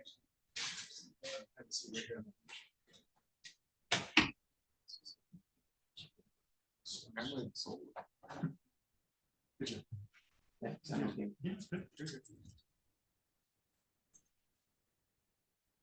Directly observed. So,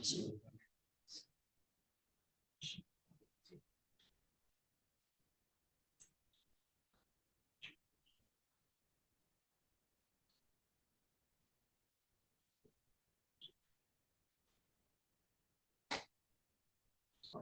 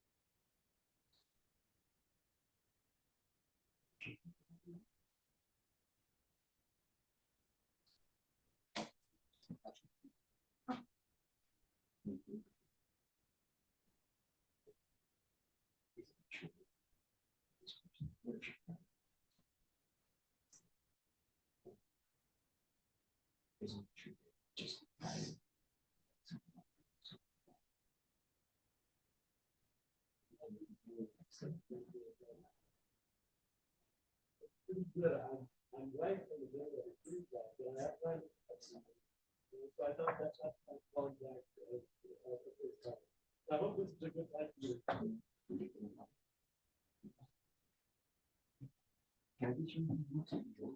No, I'm gonna go page on next. Okay. First step I had. Thank you. You bet.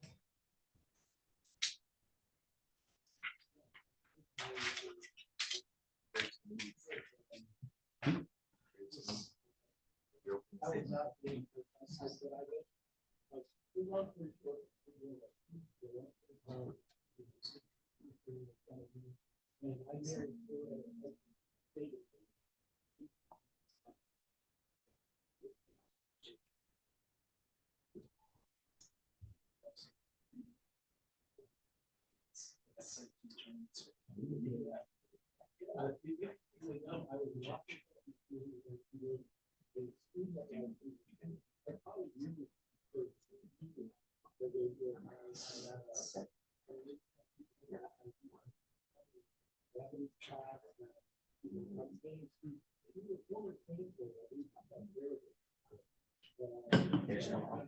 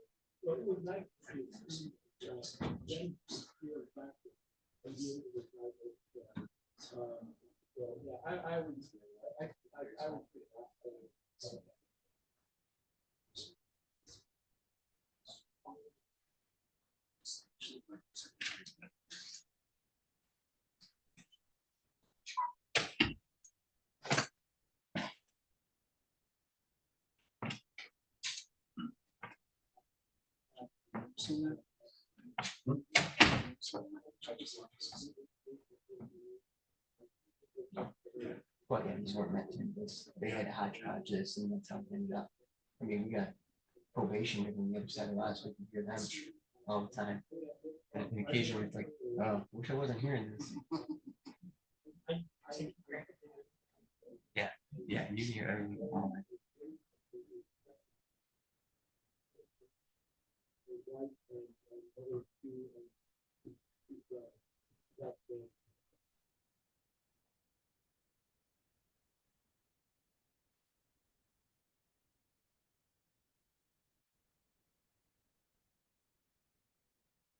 Oh, right. Well, thank you so much. Then I got a hold of you, so, thank you.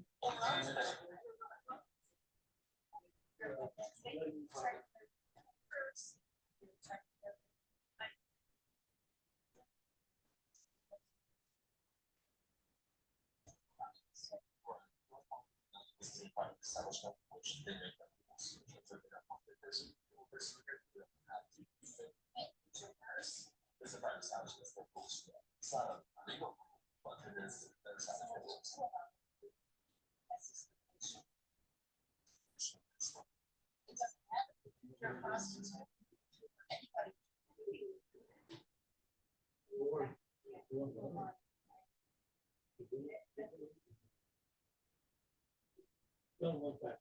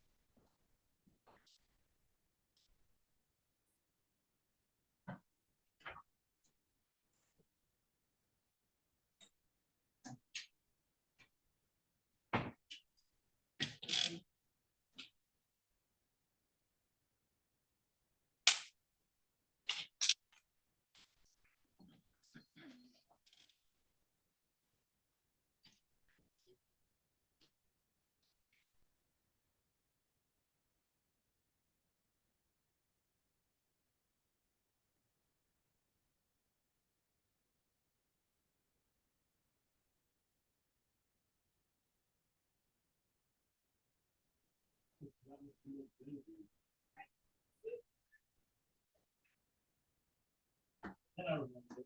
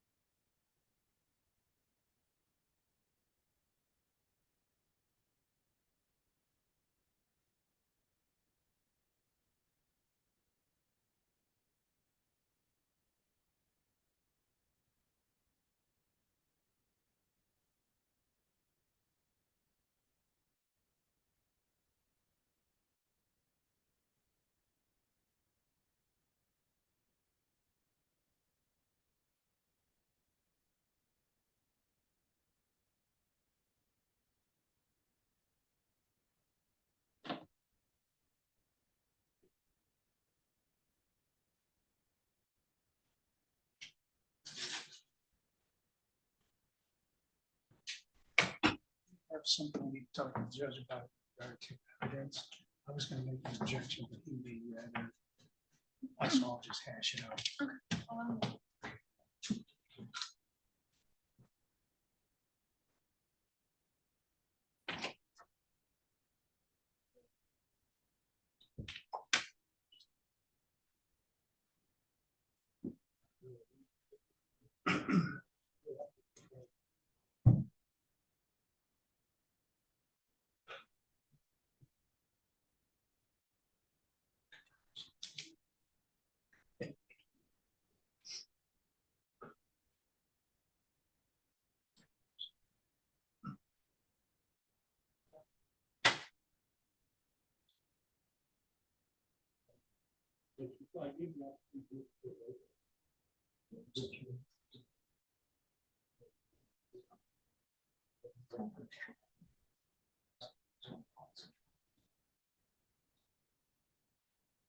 All rise.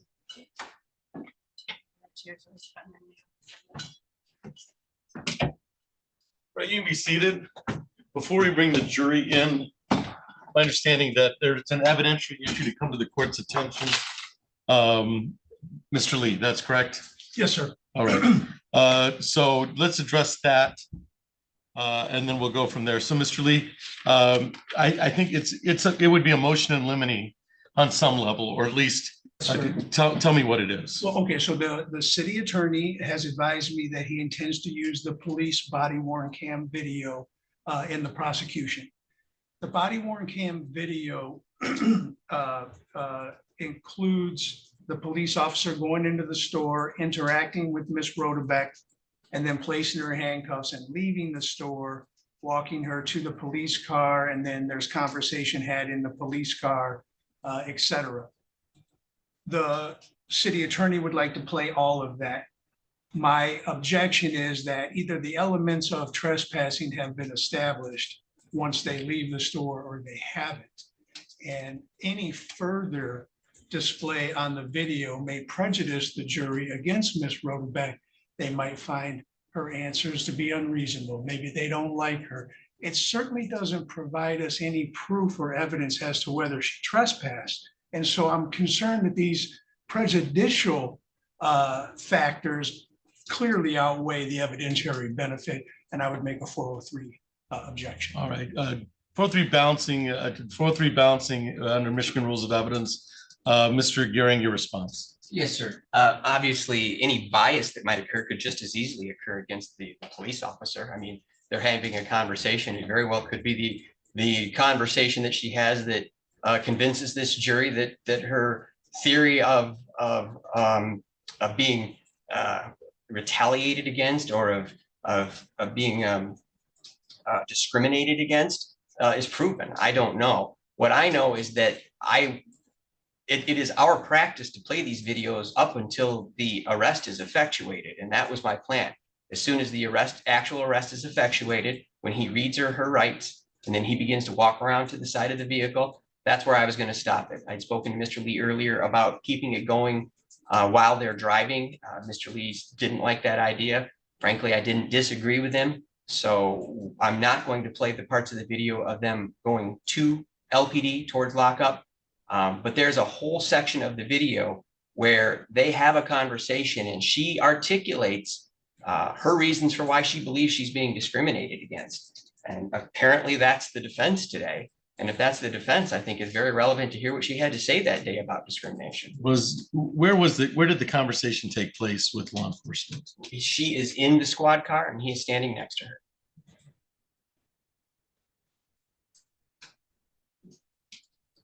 And is he read it? And at that time, is she detained or in custody? She's detained.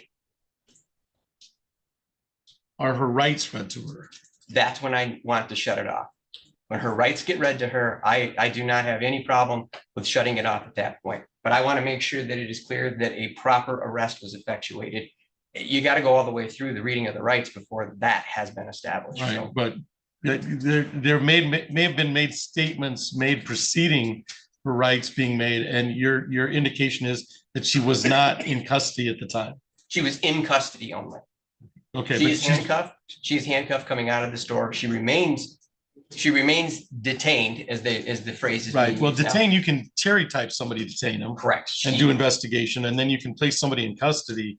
And then there could be some, they make statements in custody that their rights haven't been read to them. And I think that's what we're trying to figure out. Is this the nature of her being detained or in custody?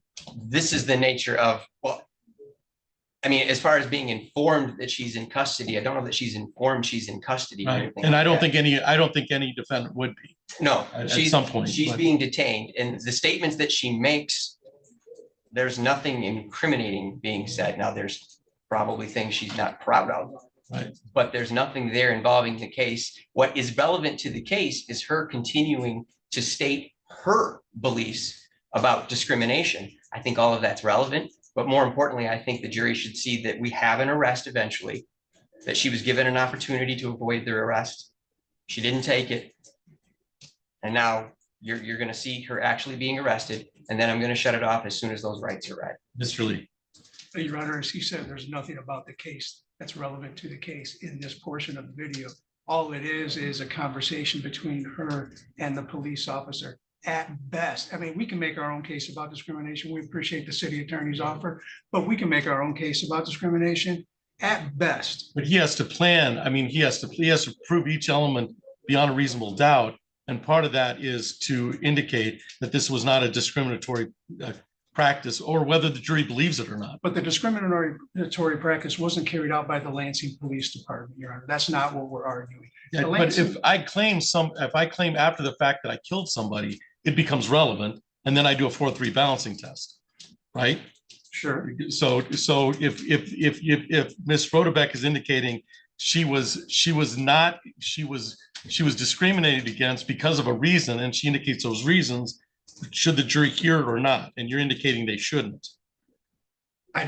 We can put her on the stand to elicit those reasons. And you're free to do that, but we're arguing whether the people can play that portion of the videotape. The people's job is not to prove her discrimination claim, as much as I appreciate that.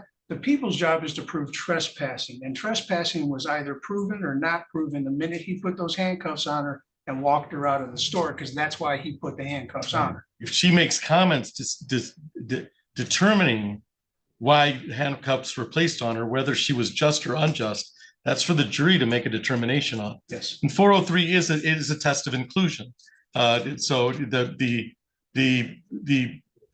prejudicial effect has to substantially outweigh the probative value. The prejudicial effect has to substantially outweigh. So it's a test of inclusion as opposed to exclusion. Correct. I do see that this testimony, the tape, as long as foundation's laid for the foundation for the body cam, that is an accurate reflection of what happened to the officer's testimony. I'm assuming if things didn't go that way, that we'd be cross-examining on the body cam. Correct. If the officer would be cross-examined. So I'm going to allow the tape to be played for the statements to be made up until the rights are read. Okay. Yeah, when the rights are read, that Rights are read and then I stop. and then you stop it. Yeah. Understood. And I don't see any reason why we should go towards any type of lockup or booking or travel.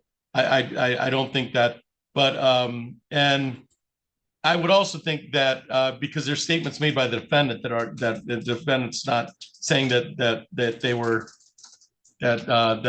they were not read their rights in relation to it. So at least that's not the argument at this point. So my fear here, though, is there a gap between I don't want what's told to the officer to be on the tape unless it comes from the defendant. Only the defendant. There is one portion on the tape where he speaks to Ms. Hale. That should not Stopping be, before that happens. right. That would be hearsay. Right. Ms. Hale's here to Correct. indicate We're that. not playing any part of that. I had planned on skipping that and then moving towards heading out to booking. I'm just going to stop it right. As soon as the rights are read, we're going to stop it All right right. there.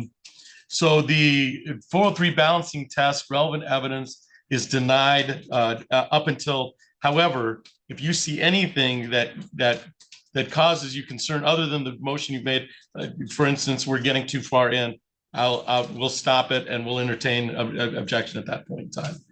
Because I want the jury to be able to, I want the jury just to see the parts that both parties are comfortable with, although I've denied your objection to the 4-3 balancing.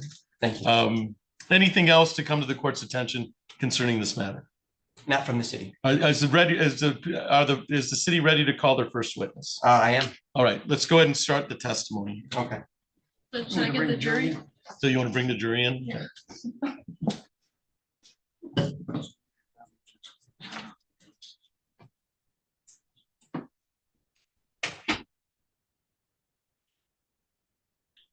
Thank you, Judge. Thank you, Mr. Duchesne.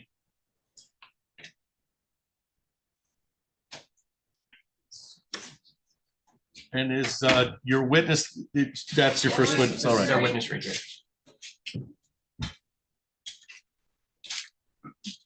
I didn't mention this, but you guys gotta sit in the same order that you did. Right. Okay. You gotta sit in the same order. as you were before, okay? You gotta sit in the same order.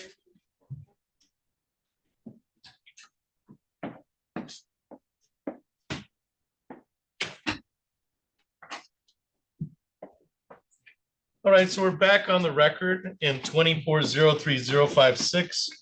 Both parties have had the opportunity to make an opening statement in the matter. I see some of the jurors or all have notepads, so that's all been taken care of. Make sure you inquire with Ms. Slaviak as to any questions you might have. Mr. Gehring, are you ready to proceed with your first witness from the city? I am, Your Honor. I'd like to call Brendolyn B. Hale to the stand. All right, Ms. Hale, you can come up here. I'm going to have you stand right in front of me. And we're going to have you state and spell your first name and last name for the record. Brandolyn Hale, BRANDALYNHALE. Please raise your right hand. Do you solemnly swear or affirm to tell the truth, the whole truth, and nothing but the truth under penalty of perjury? All right, have a seat here. The microphone is for recording purposes, so it doesn't amplify your voice. So I'm going to ask you to please project as best you can, all right? All right, Mr. Gehring, when you're ready. You bet. And project towards these, they're the important folks. So you've already stated and spelled your name, so we're just going to go ahead and cross that one off right away. But I would like to ask you, where are you currently employed? I am at Spencer's at Lansing Mall, And what's your position now? manager, And where did you work prior to working at Spencer's? Volunteers of America, And which Volunteers of America? Cedar location? Street, Cedar Street? Now, what about your education? Did you attend high school? and college. Okay, how far have you gotten in college? I'm in it currently, Currently taking courses. Excellent. How long did you work at Volunteers of America? I was there for 5 months, And what was your position when you left? manager. Okay. As the manager, what is your responsibility with respect to with respect to customers who may be violating store policy or other things? Like, what do you do when you see a customer who's violating a store policy? We try to get it under control. If we can't, then we ask them to leave.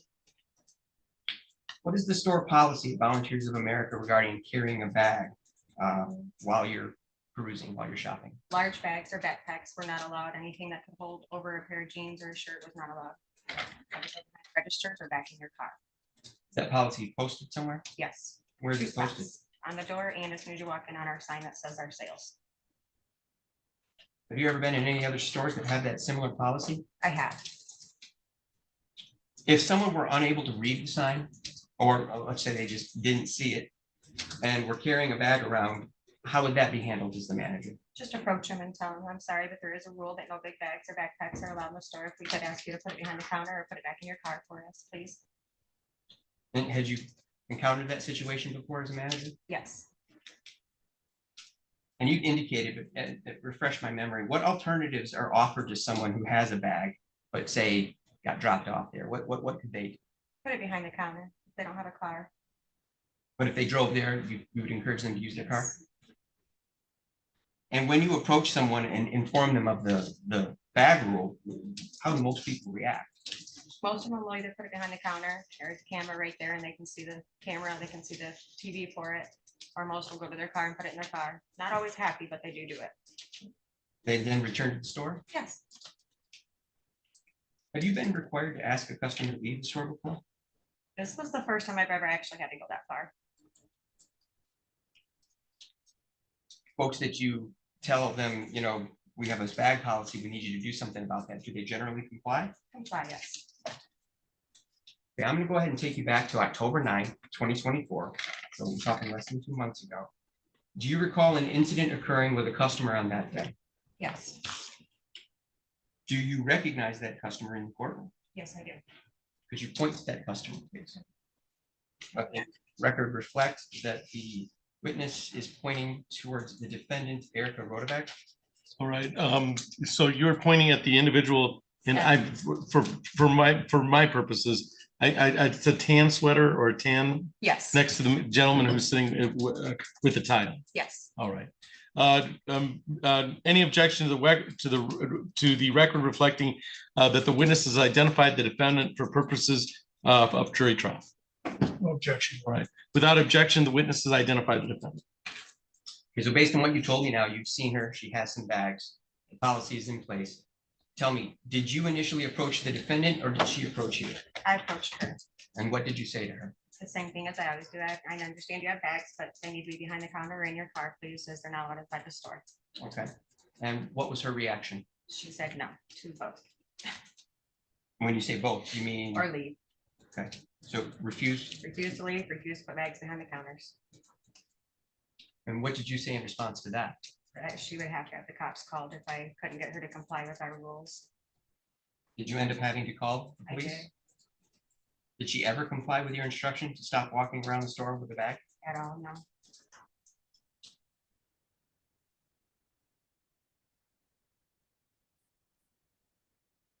Eventually, did a police officer arrive? He did, And this was from the Lansing Police Department, correct? yes, Did you speak with the officer? yes. What did you tell him? Exactly the incident that had happened and that I'd asked her to leave and she was refusing. Did you witness the officer approach the defendant? Yes, Did you hear that conversation? yes,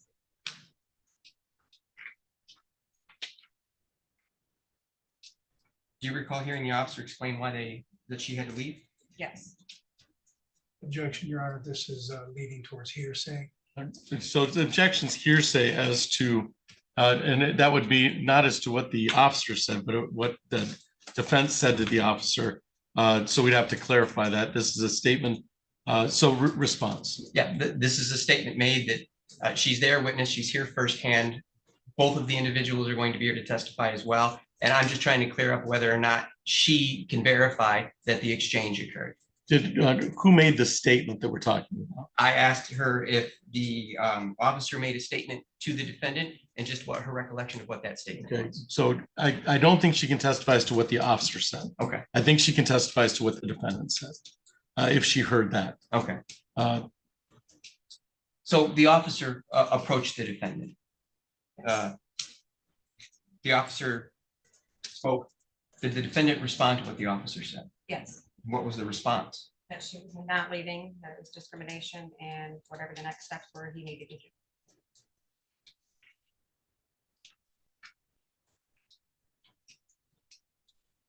Did you eventually witness the officer detain the defendant? Detain her, yes. Okay, and what did that look like? She dropped her bags and willingly turned around and said arresting. Did he place her in cuffs? He did, And did he walk her out of the store? yes, And you watched her walk out of the store? yes. I have no further questions. Cross-examination, Mr. Lee. Thank you. Hale, thank you for being here. So we've been talking a lot about this no bag, no purse policy. Who established that policy? The store manager. So you established that No, I'm policy? not the store manager. I'm the assistant manager. The store manager herself is the one that pushed that in place. I see, okay. And so this is a policy that is enforced uniformly against everybody that enters the store. Yes, On this day, Ms. Rodebeck had a purse with her, right? It was one of the bags that she had. I seen two large bags. If one of them was a purse, it was overly sized for a pair of jeans, so. Okay. So when you take somebody's bag or purse, where do you put it? Right behind the counter, right at the camera. I see. So not in a locked room, No, no claim ticket is established. No. Okay, Nobody can get to it besides our cashier, which is right there. okay. But an employee of the store, it can be behind the counter at any given point for whatever business reason, right? At the register, yes. Okay, gotcha. When she objected to putting her purse with her valuables behind the open cabinet and entered the store, did you begin to follow her around I the kept her store? within my eye view while I was on the phone with the police because they were asking for a description of her. So Mhm. And did other employees follow her too or interact with her? the only one on the floor that I know of that interacted, I was, Okay, so you weren't the only person working that day? I was the were only you? manager on duty, yes. The only manager. Was there other employees? Yes, cashiers, Okay, so it was you and a cashier. a couple of them probably, yes. Okay, gotcha.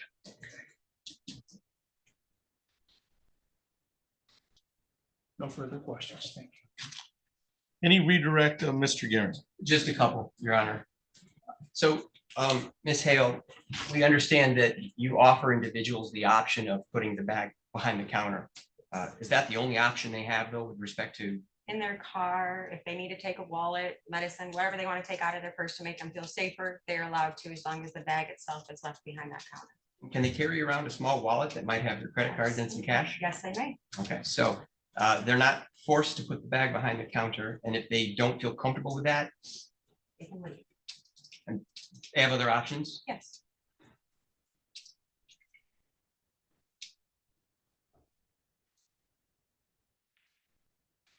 That's all I have, Your Honor.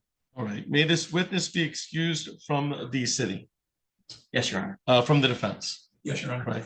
Without objection, the witness is excused. Thank you for your appearance today, ma'am. The city can call any further witness. City will call Officer Barabanov.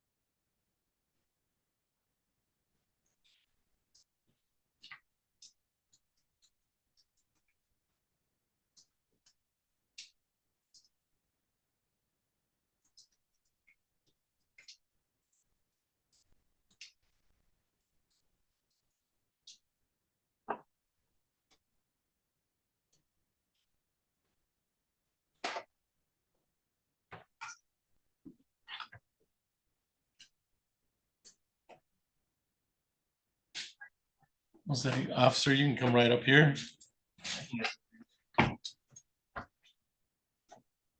But I'm gonna have you stand right in front of me and spell and state your first name and last name. Ilya, Ilya, last name Barabanov, Barabanov. All right, please raise your right hand. Officer, do you solemnly swear or affirm, tell the truth, the whole truth, and nothing but the truth under penalty of perjury? I do, Your Honor. All right, please have a seat. The microphone doesn't amplify your voice, so please project to the jury as best you can. And Mr. Gehring, when you're ready. Thank you, Your Honor. Officer, good to see you again. Once again, if just for the sake of the jury, if you could state your name for the record again.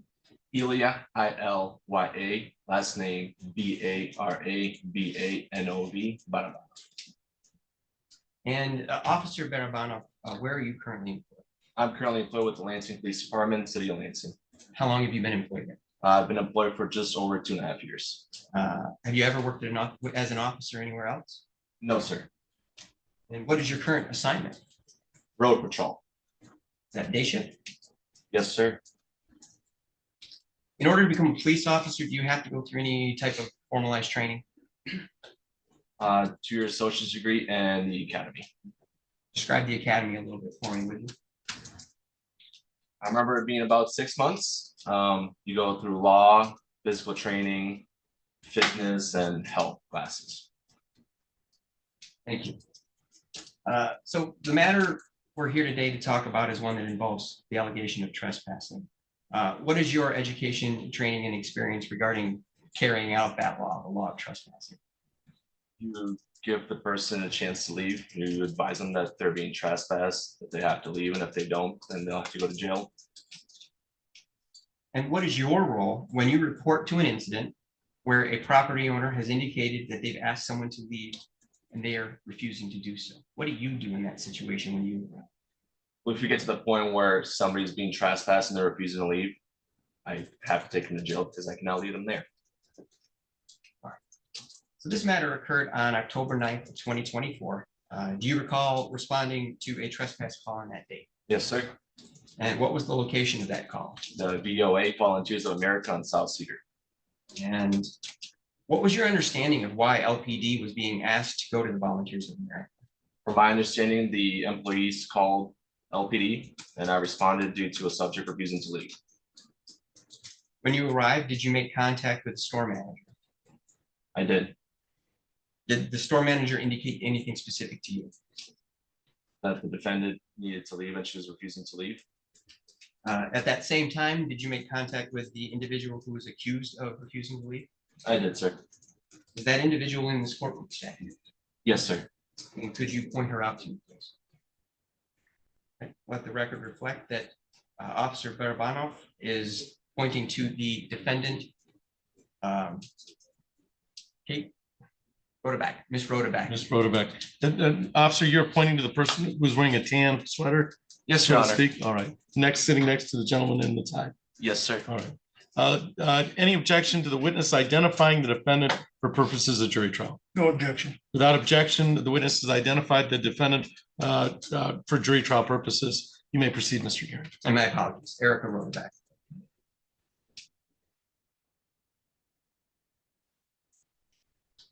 So did you say anything to the defendant when you approached her? I advised the defendant that she was being asked to leave and I asked her to leave. What was her response? She refused to leave. Did you have any kind of a conversation with the defendant about trespassing and why she needed to leave? I described to the defendant that she was being asked to leave and if she's refusing to leave, I had to trespass her. I described what trespassing is and that it's a private establishment and they have the right to trespass people if they don't want them there. And yeah. Did she indicate or justify any reason as to why she was refusing to leave despite your ordering her to? Due to the discrimination of the person backpack policy. Was the backpack policy she referred to? The person in the backpack. As an LPD officer who is charged with enforcing the laws of Lansing and has occasion to enforce laws regarding prostitution and drug dealing, was there any truth to any statements as far as you were aware about anyone in that office being a drug dealer or a prostitute? I do not. Would it matter if one or more of the managers was either of those things? Not for this particular case of trespass. Is the usual protocol to immediately take someone to jail when they refuse to leave private property after being asked to do so? If the subject is refusing to leave when they're being trespassed, yes. Did you offer the defendant in this case an alternative to going to jail? Offer multiple times to either just leave, not come back, or for me to give her a ride elsewhere. So you offered her a ride to go somewhere else? Yes, sir. How did she respond to that? Take her to jail. Did you eventually decide to place her under arrest? Yes, sir. And why is that? I attempted to give multiple other reasons or ways of handling this situation, and I was left with only one choice of going to jail. Did you personally transport the defendant to the lockup in this case? Yes, sir. Is that the usual means of that happening? The individual, the arresting officer does the transport? Yes, sir. The arresting officer's responsibility is to transport her unless circumstances arise. Was she ultimately booked on the charge of trespassing? Yes, sir.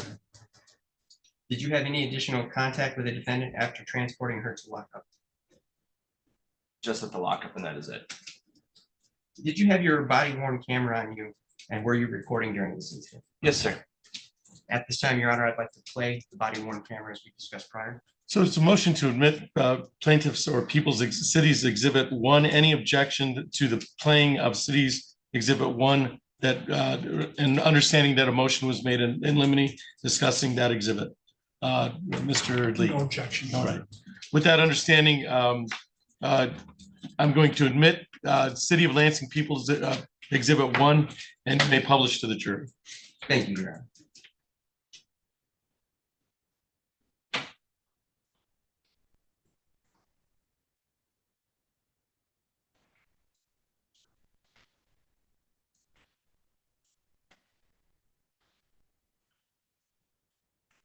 It'll appear right on this screen. And then we'll turn up the volume somewhat, but these walls are thin.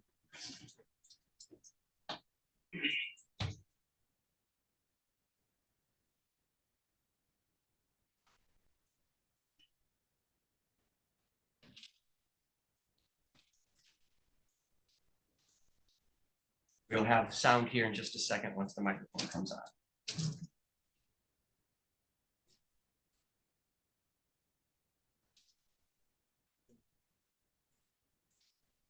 Just in case. The sound just isn't on because that's just how the Right. body cam footage works. It'll start here in a couple of seconds.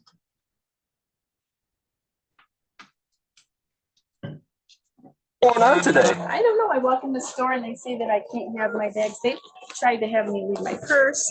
They tried to have me leave, and these are not individuals that you can trust your personal belongings with, and I'm Okay. not in here to do wrong, so. Right. The only part we're coming down to, this is a private establishment, which they make their rules, which means if they don't want their people purses in here, they don't have to. So you can't use your purse? This is a private establishment, it's their rules. Yeah, it's not a legal rule, but it is their So establishment what do you rules. do about it when you come in here and that's discrimination? Discrimination against what? It doesn't matter. If you're a prostitute, if you're anybody, you don't understand the journey that, that we're battling.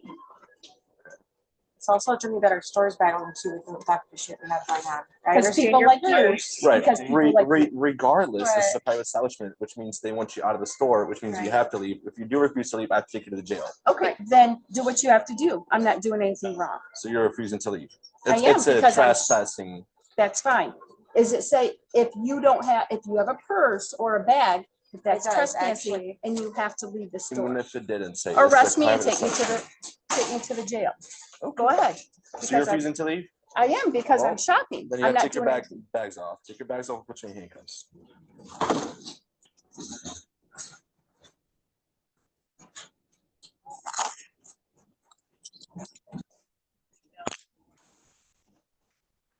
These are a little rusty. You have better ones. Oh, I wish they'd pay me enough to get new ones. You know how expensive these things are? You know what your job is? What is that? To do what you need to do. If you have rusty ones, I'm sure you battle with worse shit than me. You got these ones working in this place right here. It depends on the day.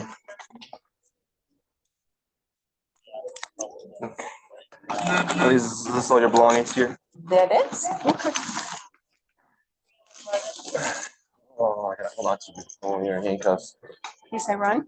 No, I gotta hold on to you. Not because people run, it's so you don't fall. So, Just real quickly, can everyone hear okay? Do we have any sound issues for the jury? Just wanna make sure. so why couldn't we just leave? Because I have the right to be in there shopping. I'm Right. not doing anything wrong. Nobody says you're doing anything wrong, but you're But coming they down. need to respect those people in there. They are protecting themselves from themselves.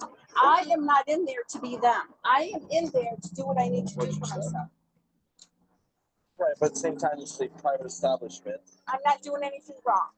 The trespassing. It's not trespassing. It is. When a private establishment asks you to leave, you have to leave. That's what they call me because you're refusing to leave. I'm not doing anything wrong. Well, you're doing trespass right here. I am not. Well, yeah, because I'm asking you to leave and you don't want to leave. That's trespassing. That's right, because I wasn't done doing what I needed to do. Right, but this is a private establishment. Then close the fucking thing down. I can't. It's a private establishment. They make their own rules. It's the same thing as McDonald's, Burger King, Meyer. Trespassing is trespassing. If they don't want you there, you can't be there. Anything else I need that's sharp or it's gonna hurt me or poke me? Do your job and check. All right, I just gotta ask you because if I poke Do myself, it's your gonna job be on you. and check.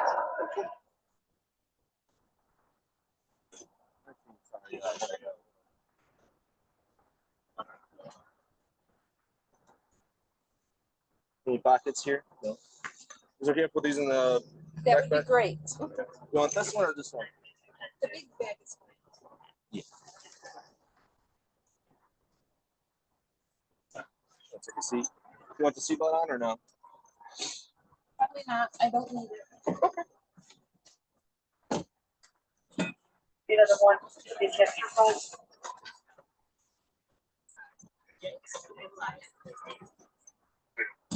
So what's up? Why am I hearing nigger shit in here? I don't want to hear that music. What music? My car music? Yeah. That's my car. I guess it's my music. Okay. We're getting into a personal conversation between her and the officer, has nothing to do with whether trespassing. And this was my concern. Is this being played because of probative value or for prejudicial effect? I have to renew my objection. Response? Your Honor, this vacillates between being probative and being non sequitur. There is no way unless, and I didn't receive a request to chop this up in any way, shape or form, but they moved from talking about important things to her having opinions about certain things, and then they back into probative things. That's where we're at. But the arrest still hasn't been effectuated, and she still has more to say about what she feels her rights are and what she feels has been violated. The trier fact has to make a determination on credibility in the case, and this goes to credibility. So the 403 balancing test is inclusive as indicated previously. So I'm going to overrule the objection. You may proceed. Thank you. Change it. No, that's not how that works, ma'am. I've never been in an officer's car that I had to hear that shit. What's wrong with this music? Can we not hear any music at all? No, because I listen to music when I work. Okay. Gwendolyn. All right. I mean, I can change it if you want to. That's a big deal. I can change it. I do. Isn't that trespassing? That's kind of shit in there. Like, no business can have certain music or anything like that on. That is wrong. Can you change it? I've never in my life heard an officer do that. What's your first name? Let me get my ID. How's that? Where's your ID at? In my small backpack. In the small backpack? Where is it in the small backpack? Can you hand it right here? You're not going to go through your backpack. You can open it right here and I will show it to you. Okay.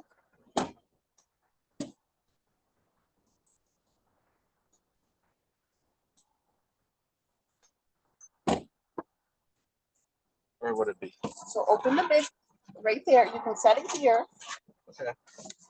It's going to be in this one? That's correct. All right. Where would it be? There's a wallet. There's a brown wallet. Okay.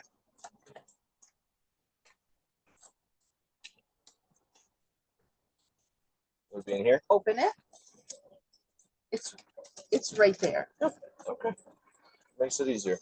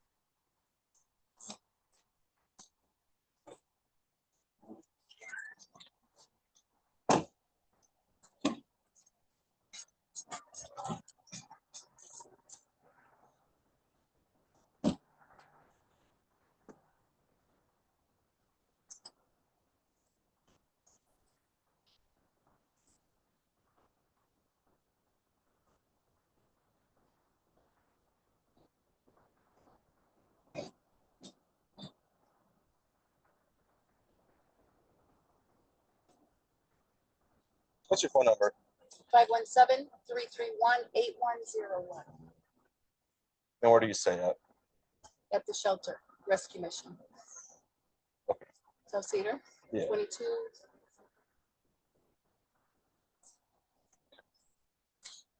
You should reach your rights because you're in handcuffs, okay? Gonna do what? Reach your rights because you're in handcuffs.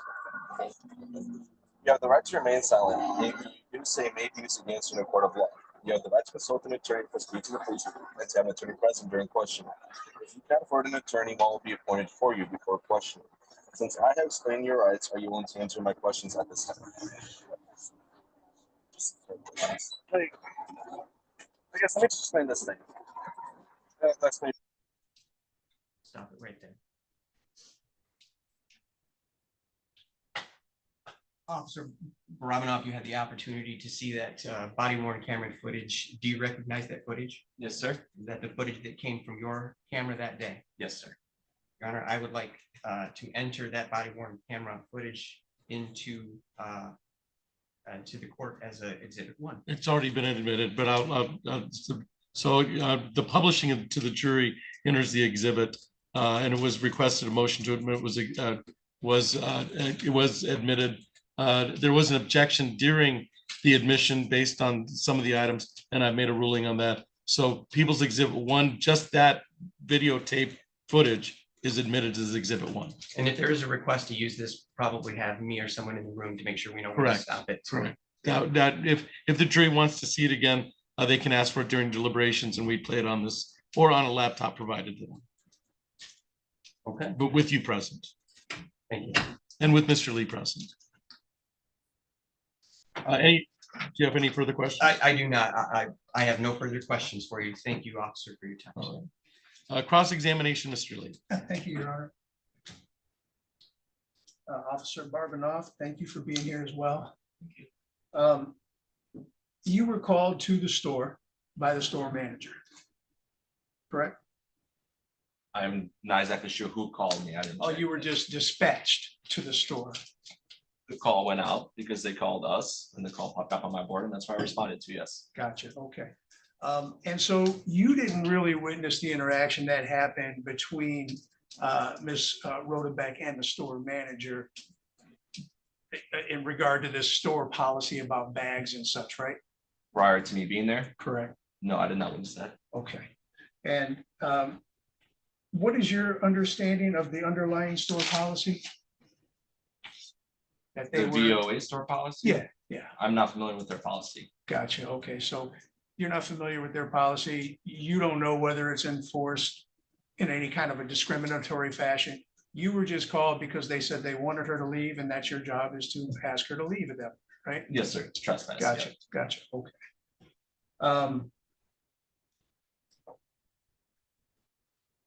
In describing trespass, did you advise Ms. Rodebeck that she could never go back to that location again?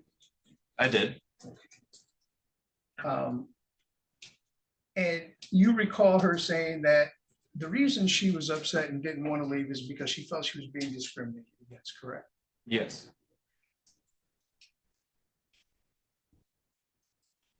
No further questions, thank you. Any redirect of Mr. Gehring? No, thank you, Your Honor. Does the city can this witness be excused? This witness can be excused. Mr. Lee? Yes, Your Honor. Officer, thank you for your appearance today. Excused. Any further witnesses, Mr. Gehring? None, Your Honor. Does the city rest? The city does. All right. This would probably, the 1:20 would be a time to take a break. And then have, I would think 2:45 for lunch. With some of the hearings we still have left. And then we want to make sure you're paid. So you have to go by the treasurer on your way back from lunch, I would think, to make sure that you get there and get paid. So so we're leaving you on your own for lunch, okay? And so I would be back by 2:40. Is that right? 2:40. And then we can start, that'll give us some time to start at 2:45. You report to Ms. Slabiak, my court officer. She put you back in the waiting room. But I think we can adjourn this trial. We'll go to the defense case, and the defense can can decide if they're going to provide any witnesses today. But we'll do all that after your lunch break, right? So we stand adjourned in file 2403056 until, I would say, be back here by 2:40, and then that should put us back on the record by 2:45. All right, all rise. And Ms. Levy, I can take you out and show you the various aspects of Lansing that you can enjoy. Yes, yeah. If you've written on the pad, take it with you. If you have not written on the pad, leave it here. I'm just afraid somebody else might see it. Let's watch the court, everyone. Don't trip.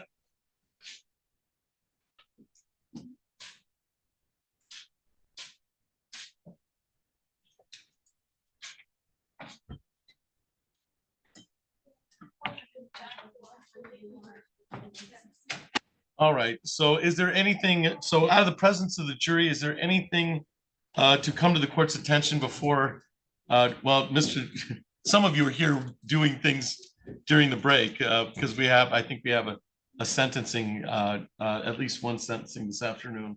Right. It's scheduled in 8 minutes, so to speak. Is anything to come to the court's attention on this file 2403056, and we'll return and finish the trial at 2:45, Mr. Guerin? I do have something I'd like to address, Your Honor. In Mr. Lee's opening, he did make reference to discrimination, and his example was based on a protected class.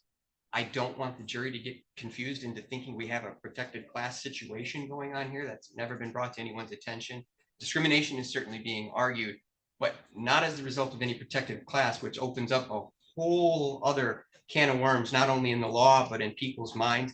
I would like just an instruction correcting that, a reference to you being an African-American, that doesn't implicate anything here. That doesn't apply to this case in terms of those particular protected classes. Mr. Lee. The truth of the matter is, we don't know why there was discrimination. Maybe it was because she was a woman, and that is a protected class. The fact of the matter is there was discrimination. I advised the jury right after I made the statement that race is not an issue here, and I didn't want them to be confused by that. But we don't know what the basis of the discrimination is. I didn't ask the store manager because, quite frankly, I was not convinced that I would get the answer that was the true answer. So, but I have a rebuttal witness that I think will make the discrimination case. As to what the basis of that discrimination is, who knows? At this point, Your Honor, they've got to have a theory. If you don't have a theory, I don't know what we're doing here. I mean, there's got to be a theory of a certain type of discrimination. It can't be to be determined. If it's one of the protected classes, that takes the state thing into an entirely different place. If it's discrimination over purse owners, we don't have to go there, which is everything we've seen so far. It's discrimination over people who have purses and large bags. If we're going to move into, no, this is a protected class situation, this is a whole different type of deal. Well, first of all, I don't have a witness to make a determination whether the witness is relevant or not. We'll wait to see that. I believe that any type of discrimination, the city is only responsible for the elements to prove beyond reasonable doubt. I think you can explain that to them in your closing argument. Okay. I think some of this is explainable in closing argument. Whether I'm making a determination as to potential witnesses, they have. I'll entertain a motion for that. At that time. But at this time, I think most of this, since the jury will be instructed on what is closing arguments, I think some of this is reminding the jury what you have to prove and what you don't have to prove in regards to this case. So that's my ruling at this point in time. I don't see it as I see there's some discriminatory practices that is part of the defense. I don't see it as that they'd have to believe that, they'd have to be credible, they'd have to find that, and that's something the jury can determine. But that's the only thing I've heard about any type of defense to trespassing at this point, if there is any, or if that's a viable defense. Some of this will come out we deem what is the appropriate to instruct the jury at the end. And we'll meet in chambers and go over jury instructions, the third part of jury instructions. But at this point in time, I think this is going to be addressed by closing argument. Thank you. Anything else to come to the court's attention, Mr. Lee? Nothing further, Your Honor. All right, so we'll hold till 2:45 and then, and we'll go from there. We'll do the rest of the trial from there. Sounds good. All right, thank you. Thank you. Judge Ward is offered to take our afternoon docket. I think we're good. Okay. Yeah, I think we're 1:30 to 2:30. I think we're good.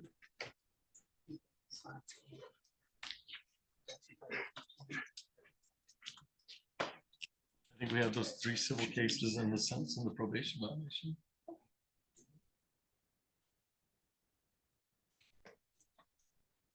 So my understanding of the afternoon docket that is not a part of this trial is we have a sentencing.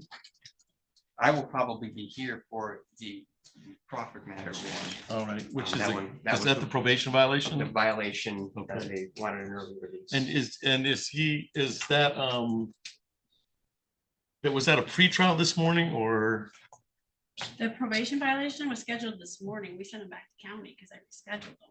Oh, so we're not gonna do that one. No, because he was set this morning and you handed me those files from the morning, so I rescheduled it. for Oh, I next just week. handed you the file. Oh, I'm sorry. I rescheduled him for next Tuesday Okay, so it's set for next Tuesday. Okay. in the morning. All right, That's and good. then, so what else do we have? We have the sentencing. That's thing we Mr. have. Lee, are you here on that sentencing? Which one is that, Your Honor? I don't, whatever the sentencing is this afternoon. I'm the city guy, so if it's a Right. public defender case, it's me. It's Alejandro Martinez. Yes, Mr. Martinez is my client. All right, And and then then, we have 2 Mr. Woody cases and 3 discovery cases. All with right. Mr. Smith and Mr. so the only one we have is the sentencing, and that's Mr. Martinez right now. And the probation violation that was scheduled this morning was evidently rescheduled. Yeah. My So- bad. So let's go on the record on Mr. Martinez.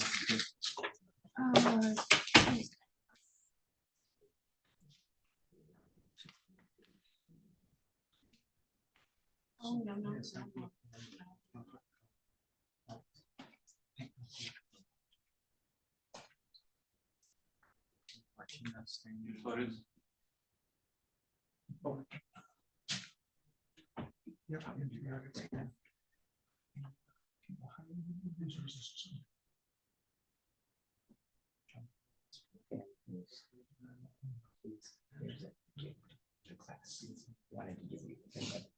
He's brought it. A little weird, but he wants to make sure. Let's do it another day, Got it. Just wanted to make sure. just in case. If there was a, well, whatever. All right. Okay, got it. Thank you. Yeah, just so there's no. Josh, did I reject one sentence? What's that? Is there just, oh no, because this is the FTA guy. There's nothing for me to type. Okay, I just had a small pen attack. I went back online.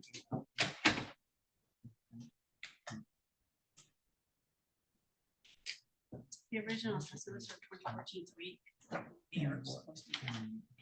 Oh, and one on this.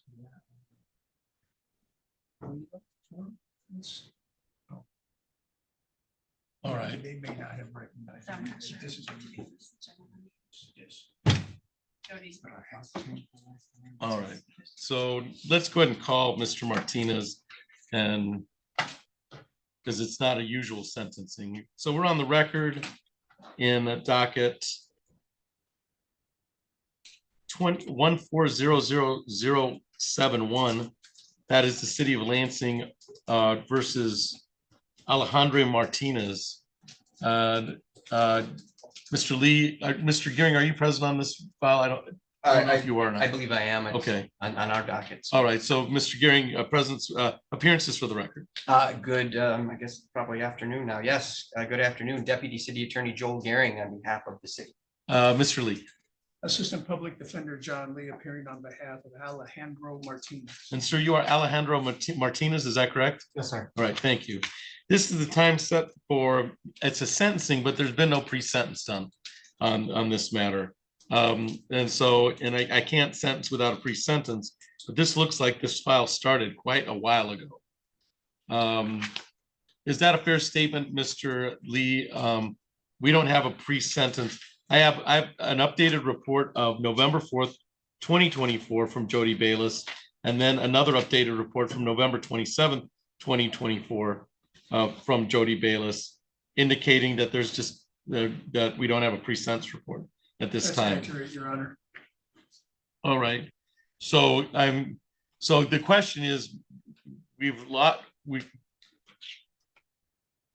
we do? Because Mr. Martinez, this started out as a pretrial. The first pretrial was held in 2014. It looks like he pled guilty in 2019. He was failed to appear. And then he was arraigned on 2024. So it's been 5 years since he pled guilty. And obviously they didn't do a pre-sentence report in those 5 years. Mr.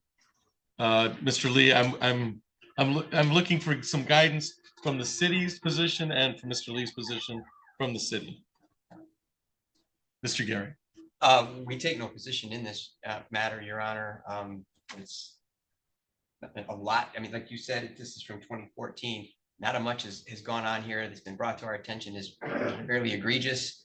I would defer to Mr. Lee with any arguments that he might want to make on this matter, and then to your judgment, given that you probably got even not enough paperwork to sort it out, but probably still 10 times more than I have. I see Judge Clark's name on the paperwork. Okay. Out of 2014. Mr. Lee. Yes, Your Honor, this case is quite dated, and that works both ways, right? First, you didn't deal with it in all these years, and second, well, you didn't get in any more real trouble in all those years. Although he does have a couple of cases pending, and I think that contributed to his confusion. Mr. Martinez is dyslexic, and I think he got his dates confused with completion of the PSI. I think that the PSI, as the court stated, would be important to really know how best to address Mr. Martinez's situation. So I would say perhaps an adjourn for another sentencing and schedule another PSI with probation and see if we can get more information on what might be helpful and useful from Mr. Martinez. Thank you.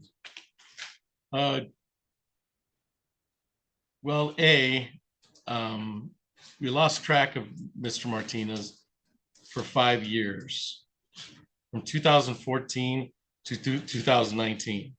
And then we lost track of Mr. Martinez on April 8th of 2019.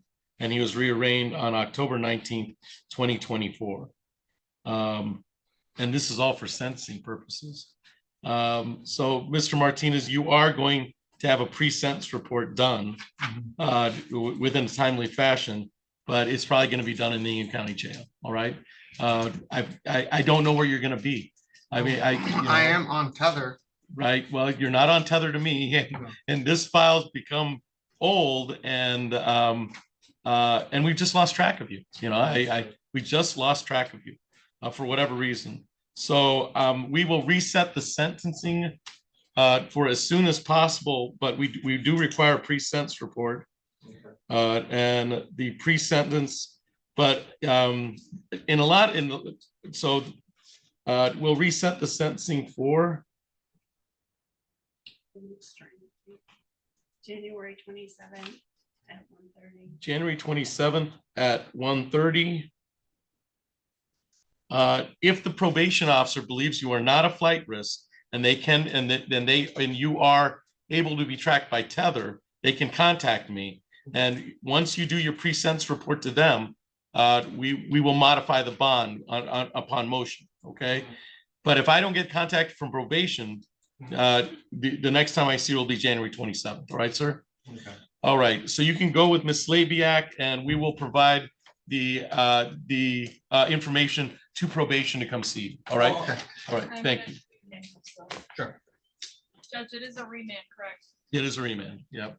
A remand for pre-sentence and then some report from probation. Yes, I. I'm waiting here for probation. but- oh, All right, sounds good.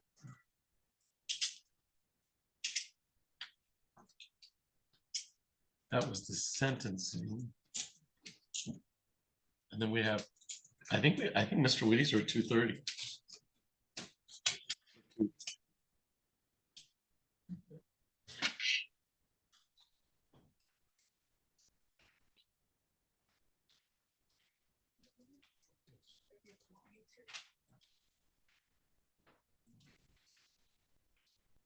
So I think the rest on the docket is civil in nature.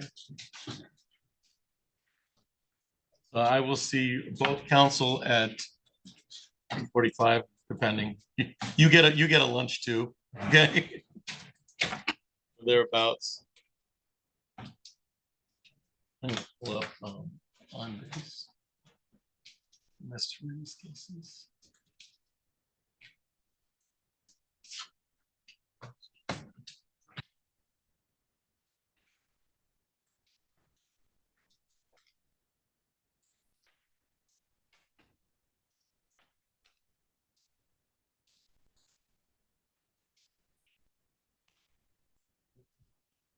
What time was that, Your Honor? I think it's 2:40. They're gonna be back at 2:40 and we're gonna try to start at 2:45.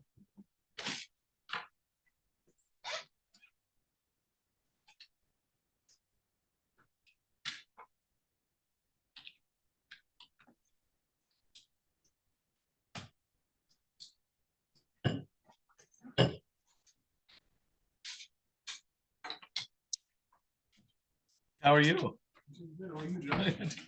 Pretty good. Running a jury trial on trespassing. Did you want me to arraign somebody? No, we have a question. Okay. Remand. So these are Whitty's, right?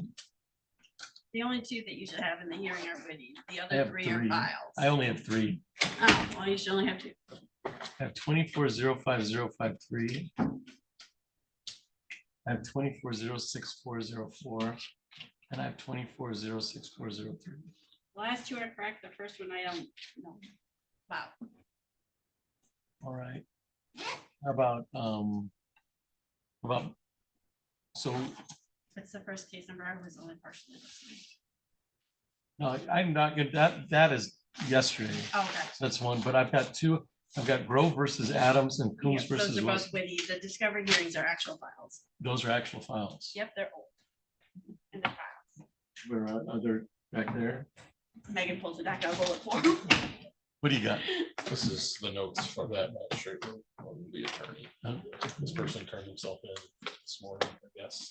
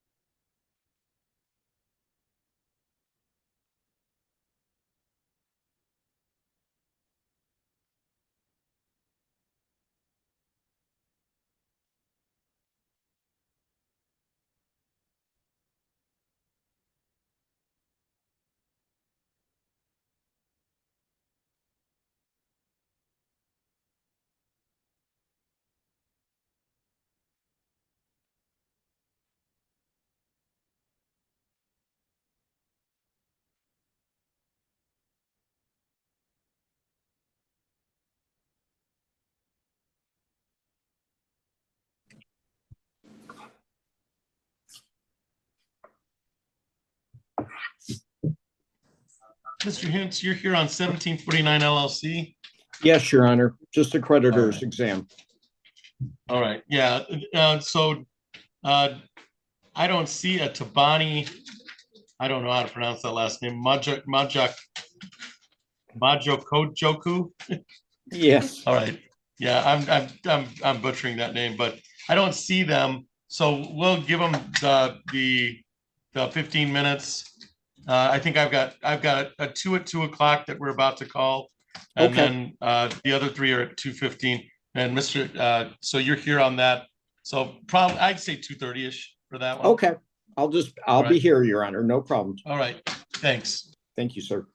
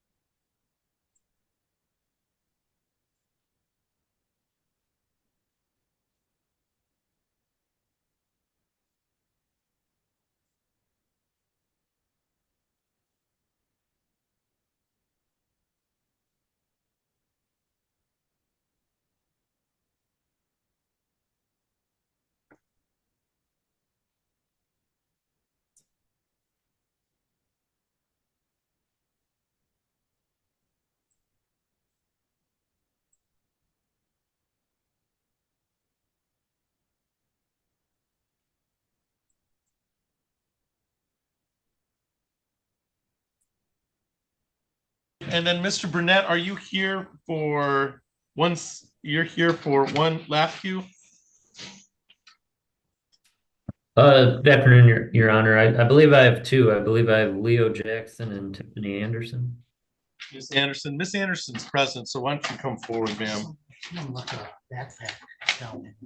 in the middle of a jury trial. That's probably why. Thank you, though. All right, Miss Anderson, you can have a seat. So I'm gonna go ahead and call your case, Mr. Burnett, and then we'll call, I know Miss Anderson's here on that case. 1-6. Weird having an actual physical file. So we're on the record in docket 1602501 GC. That is Lafke versus Tiffany Anderson. Appearances for the record, Mr. Burnett. Yes, thank you, Your Honor. My name is Joe Burnett. I'm filling in for Mr. Timothy Smith on behalf of Lafke. All right, and ma'am, you are Tiffany Anderson, is that correct? Yes, sir. All right, thank you.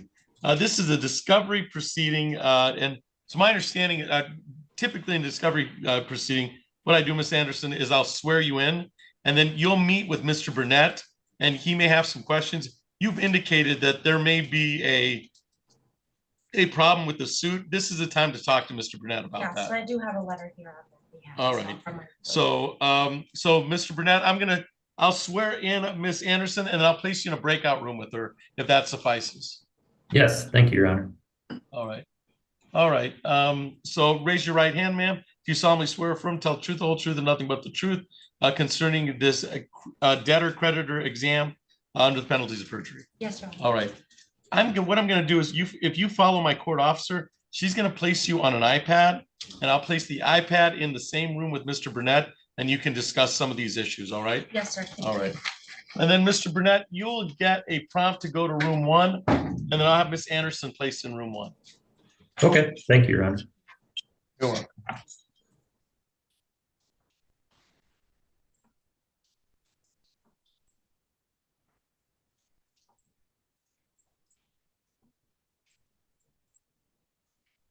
And then, Mr. Kentz, I'll call your case in about 5 minutes. That's fine, Your Honor. Thank you, sir. All right. Thank you.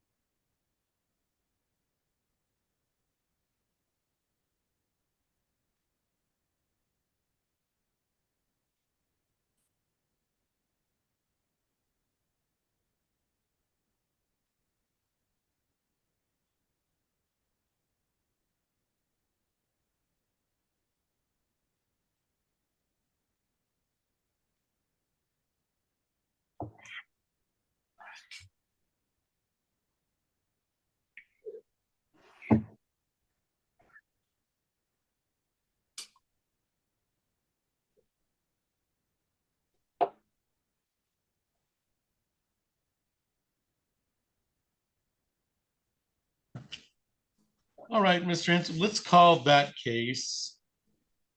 So we're on the record in docket 22-01100. That's 1749 LLC versus Tabani Majoko Joko. Will the parties please introduce themselves for the record? Mr. Hens. Good afternoon, Your Honor. John Hintz appearing for the plaintiff, 1749 LLC, P number 47968. All right, this was scheduled for 2:15. It is now 2:30. It appears that the defendant failed to appear for the discovery. This was I believe this was, if I read the notes correctly, this was a personal service to begin with. And then the request for default judgment, money judgment was to that. And then there was it was set and a service, alternative service, because regular service couldn't be had. There was an alternative service in regards to the address and the tacking, first class mail and tacking on firmly fixing at the door. Is that a fair statement, Mr. Hens? That is a fair statement, Your Honor. That's absolutely correct, sir. All right. And so it would appear the defendants once again failed to appear for our proceeding today. How did you want to proceed? Your Honor, as the defendant has failed to appear, they've received notice by mail and was posting on their door. Judgment balance is just over $1,050. Respectfully ask either the court for permission to grant a show cause and or a bench warrant for their failure to abide by the subpoena they were served with. All right, let's set it for show cause. What's that? Okay, so the civil department we'll set for show cause. I accept part of the problem here is that we can't find Mr. Majoko Joko, and so we'll set for show cause. And then if it's set for show cause and we have another appearance, we'll set the bench warrant out of that with the bond set at I've got damages but you've got further damages. It was, as of May, it was $892.52. It's over 1,000 now. Yes, it is, Your Honor, because we've conducted a wage garnishment. We've also filed an income tax garnishment against him as well. And we also attempted a bank garnishment. So with those in mind, that has taken it a little bit above the 1,055. Right. All right, so I will set for show cause. That'll be set by the civil department, and then we'll go from there. Very good. Thank you very much, Your Honor. Have a good day. Thank you, Mr. Hens. Take care. All right.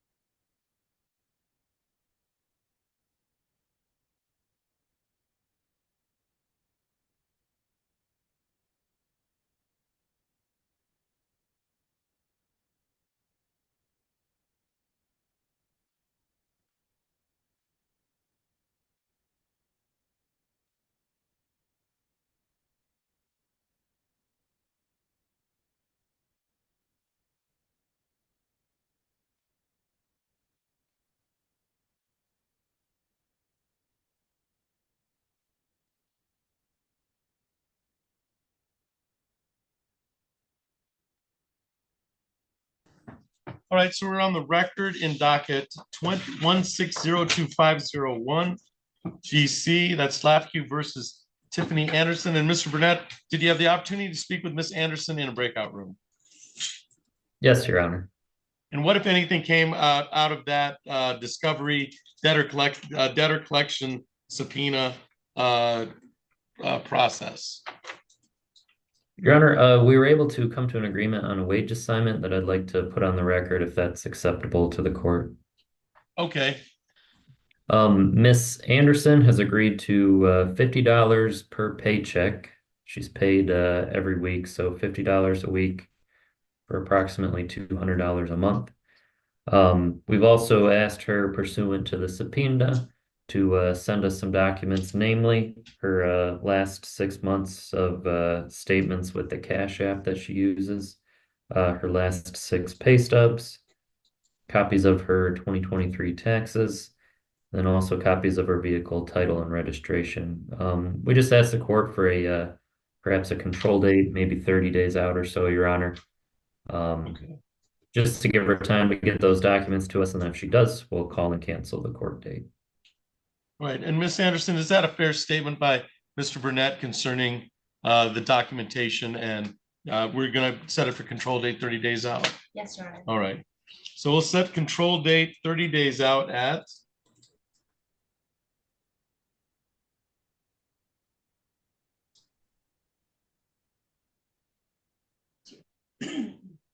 Excuse me, January 13th at 8:30. January 13th at 8:30. So we've set this for January 13th at 8:30, control date from the meeting. And then that'll give enough time for any documentation to be communicated to LAFQ at that time. Anything else for the record in docket 1602501, Mr. Burnett? That is all, Your Honor. Thank you. All right, Ms. Anderson, do you have any questions of me? No, Your Honor. You should be all set. Thank you for your appearance today. And then Mr. Burnett, you're here on Mr. Jackson, and Mr. Jackson, you can come up here.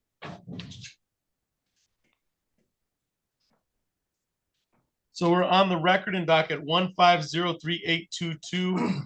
That is LAFQ versus Leo Jackson. Will the parties please introduce themselves for the record? Mr. Burnett. Yes, Your Honor. My name is Joe Burnett. I'm filling in for Tim Smith on behalf of LAFQ today. And sir, you are Leo Jackson, is that correct? Yes, sir. All right. This is a time set for a discovery proceeding. Mr. Burnett, as we did in the last case, I can swear Mr. Jackson in, have him placed on a iPad, and then you can meet with them in some privacy in order to finish the debtor-creditor interview. Yes, Your Honor. Will That that sounds work? good. All right. Mr. Jackson, I'm going to have you raise your right hand. Do you solemnly swear or affirm, tell the truth, the whole truth, and nothing but the truth under penalty of perjury? Yes, Your Honor. All right. So what I'm going to do is I'm going to have Megan, my court officer, who was Megan, take you, and we're going to put you on an iPad. And I'll once we're prompted, I'll put you in. Now, Mr. Burnett, we are in the middle of a jury trial, and they're just coming back. Okay. So in this instance, once you leave the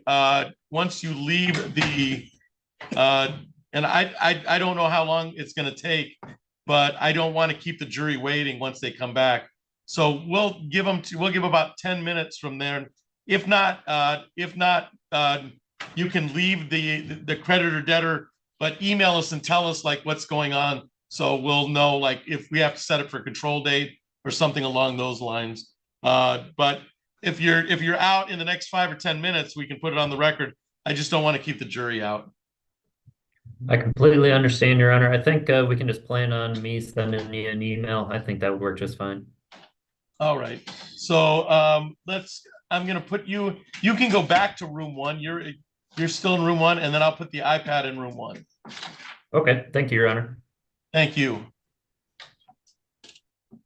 All right, I'm gonna go take the jury to get paid if they're back, Judge. I put the iPad. All right.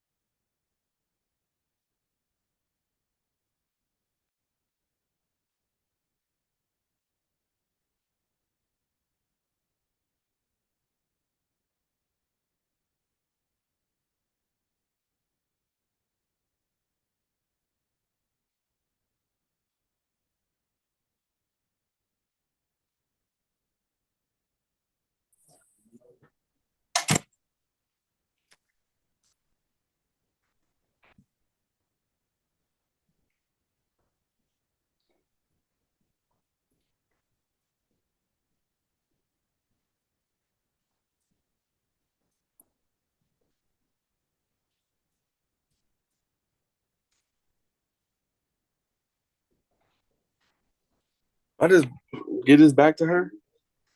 Whatever courtroom you got it from, yep. Just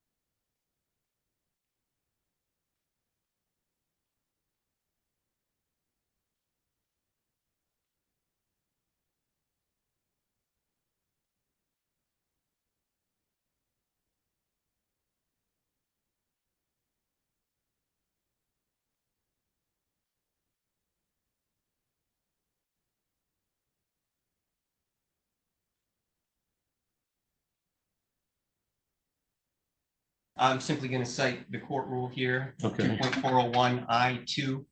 The court rule is no later than time directed by the court under subrule B2A. The party shall file and serve witness lists. The witness list must include the name of each witness and the witness's address if known.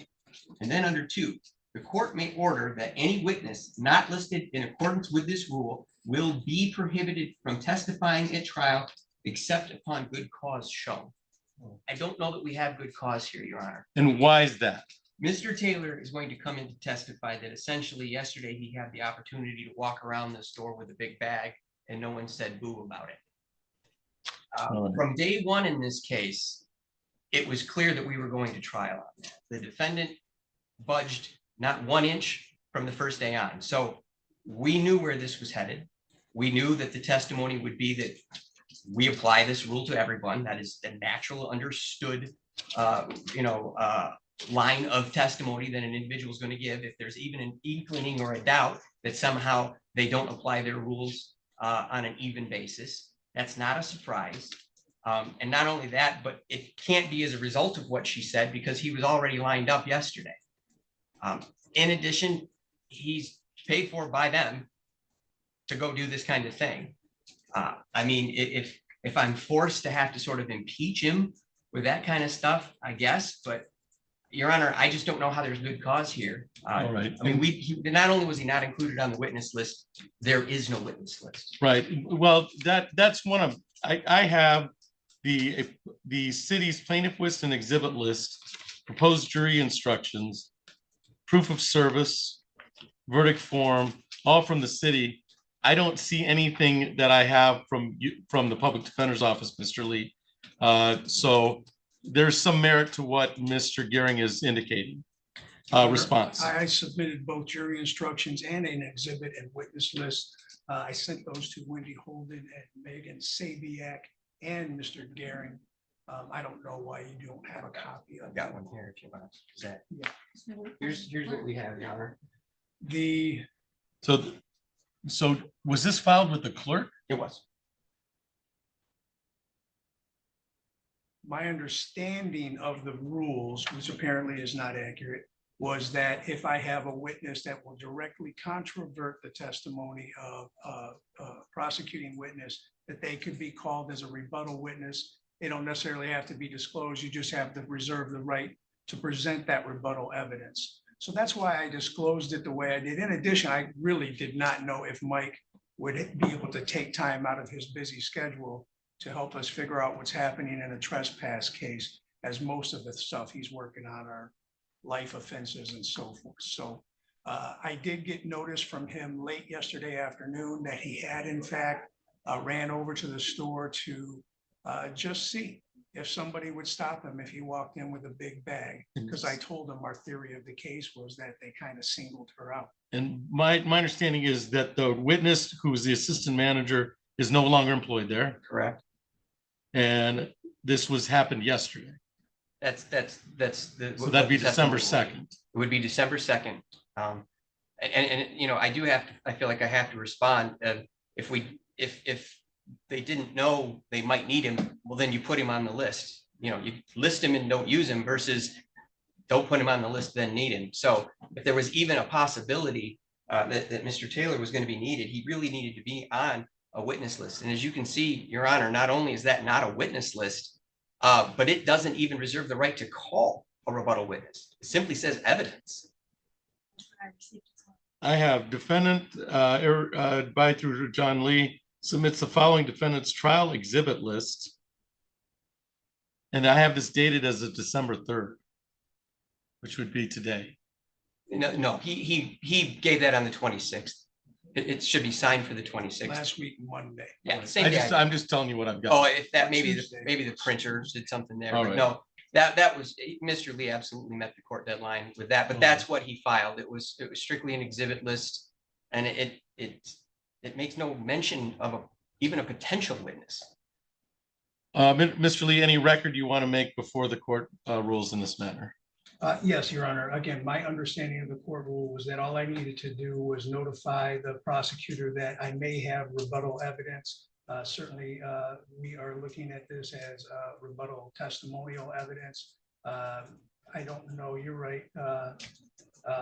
It does say rebuttal or impeachment purposes. And so he is here for impeachment purposes. But who is he impeaching? The assistant public, rather the She's not, she didn't work yesterday. No, that's true. She But she worked did at say that they someplace else. consistently applied this policy and they apparently don't consistently apply it. I'm gonna find that the witness under 403, it is, I don't find it to be, it's somewhat relevant, okay? But I find the prejudicial effect farly outweighs the probative matter in this matter. And I'm barely finding it relevant because it is the same BOA. Other than that, it's not the same witness. There's not impeaching of the same witness. So I'm gonna, I think that it's fair that the city has not been given notice of the witness in any shape or form. I struggle to call Mr. Taylor a rebuttal witness because there's no rebuttal.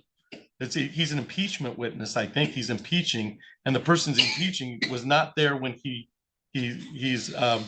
so I think that's my ruling. I don't find Mr. Taylor to be somewhat relevant, but not. I find that the prejudicial effect to be way outweighed, substantially outweighed, to the probative value be substantially outweighed by the prejudicial effect in this matter. And then I have some problem with the notice that was given because there's no name of Michael Taylor. There's an exhibit list, a defendant's trial exhibit list, and then there's a blank statement. Defense reserves the right to admit further evidence for rebuttal or impeachment purposes. I know Mr. Lee's indication that that's what he meant by placing Mr. Taylor as a witness, but that's not what I determine as notice in any way. So the witness is the motion to the objection to the witness is granted in this matter, and Mr. Taylor will not be allowed to testify based on the indication, what I've indicated for the record. With that understanding, the only other witness would be Ms. Rodebeck. And did you want to make a record to that? Can I have a moment to confer with you? her? You can, and then feel free to make a record as to the response. Okay, absolutely.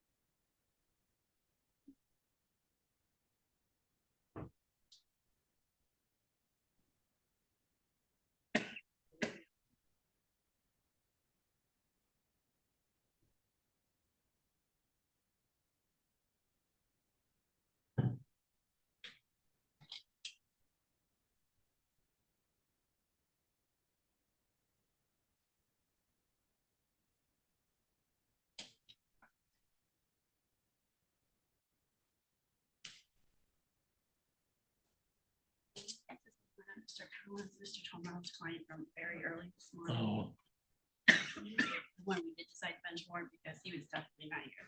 because his attorney was here. He's got I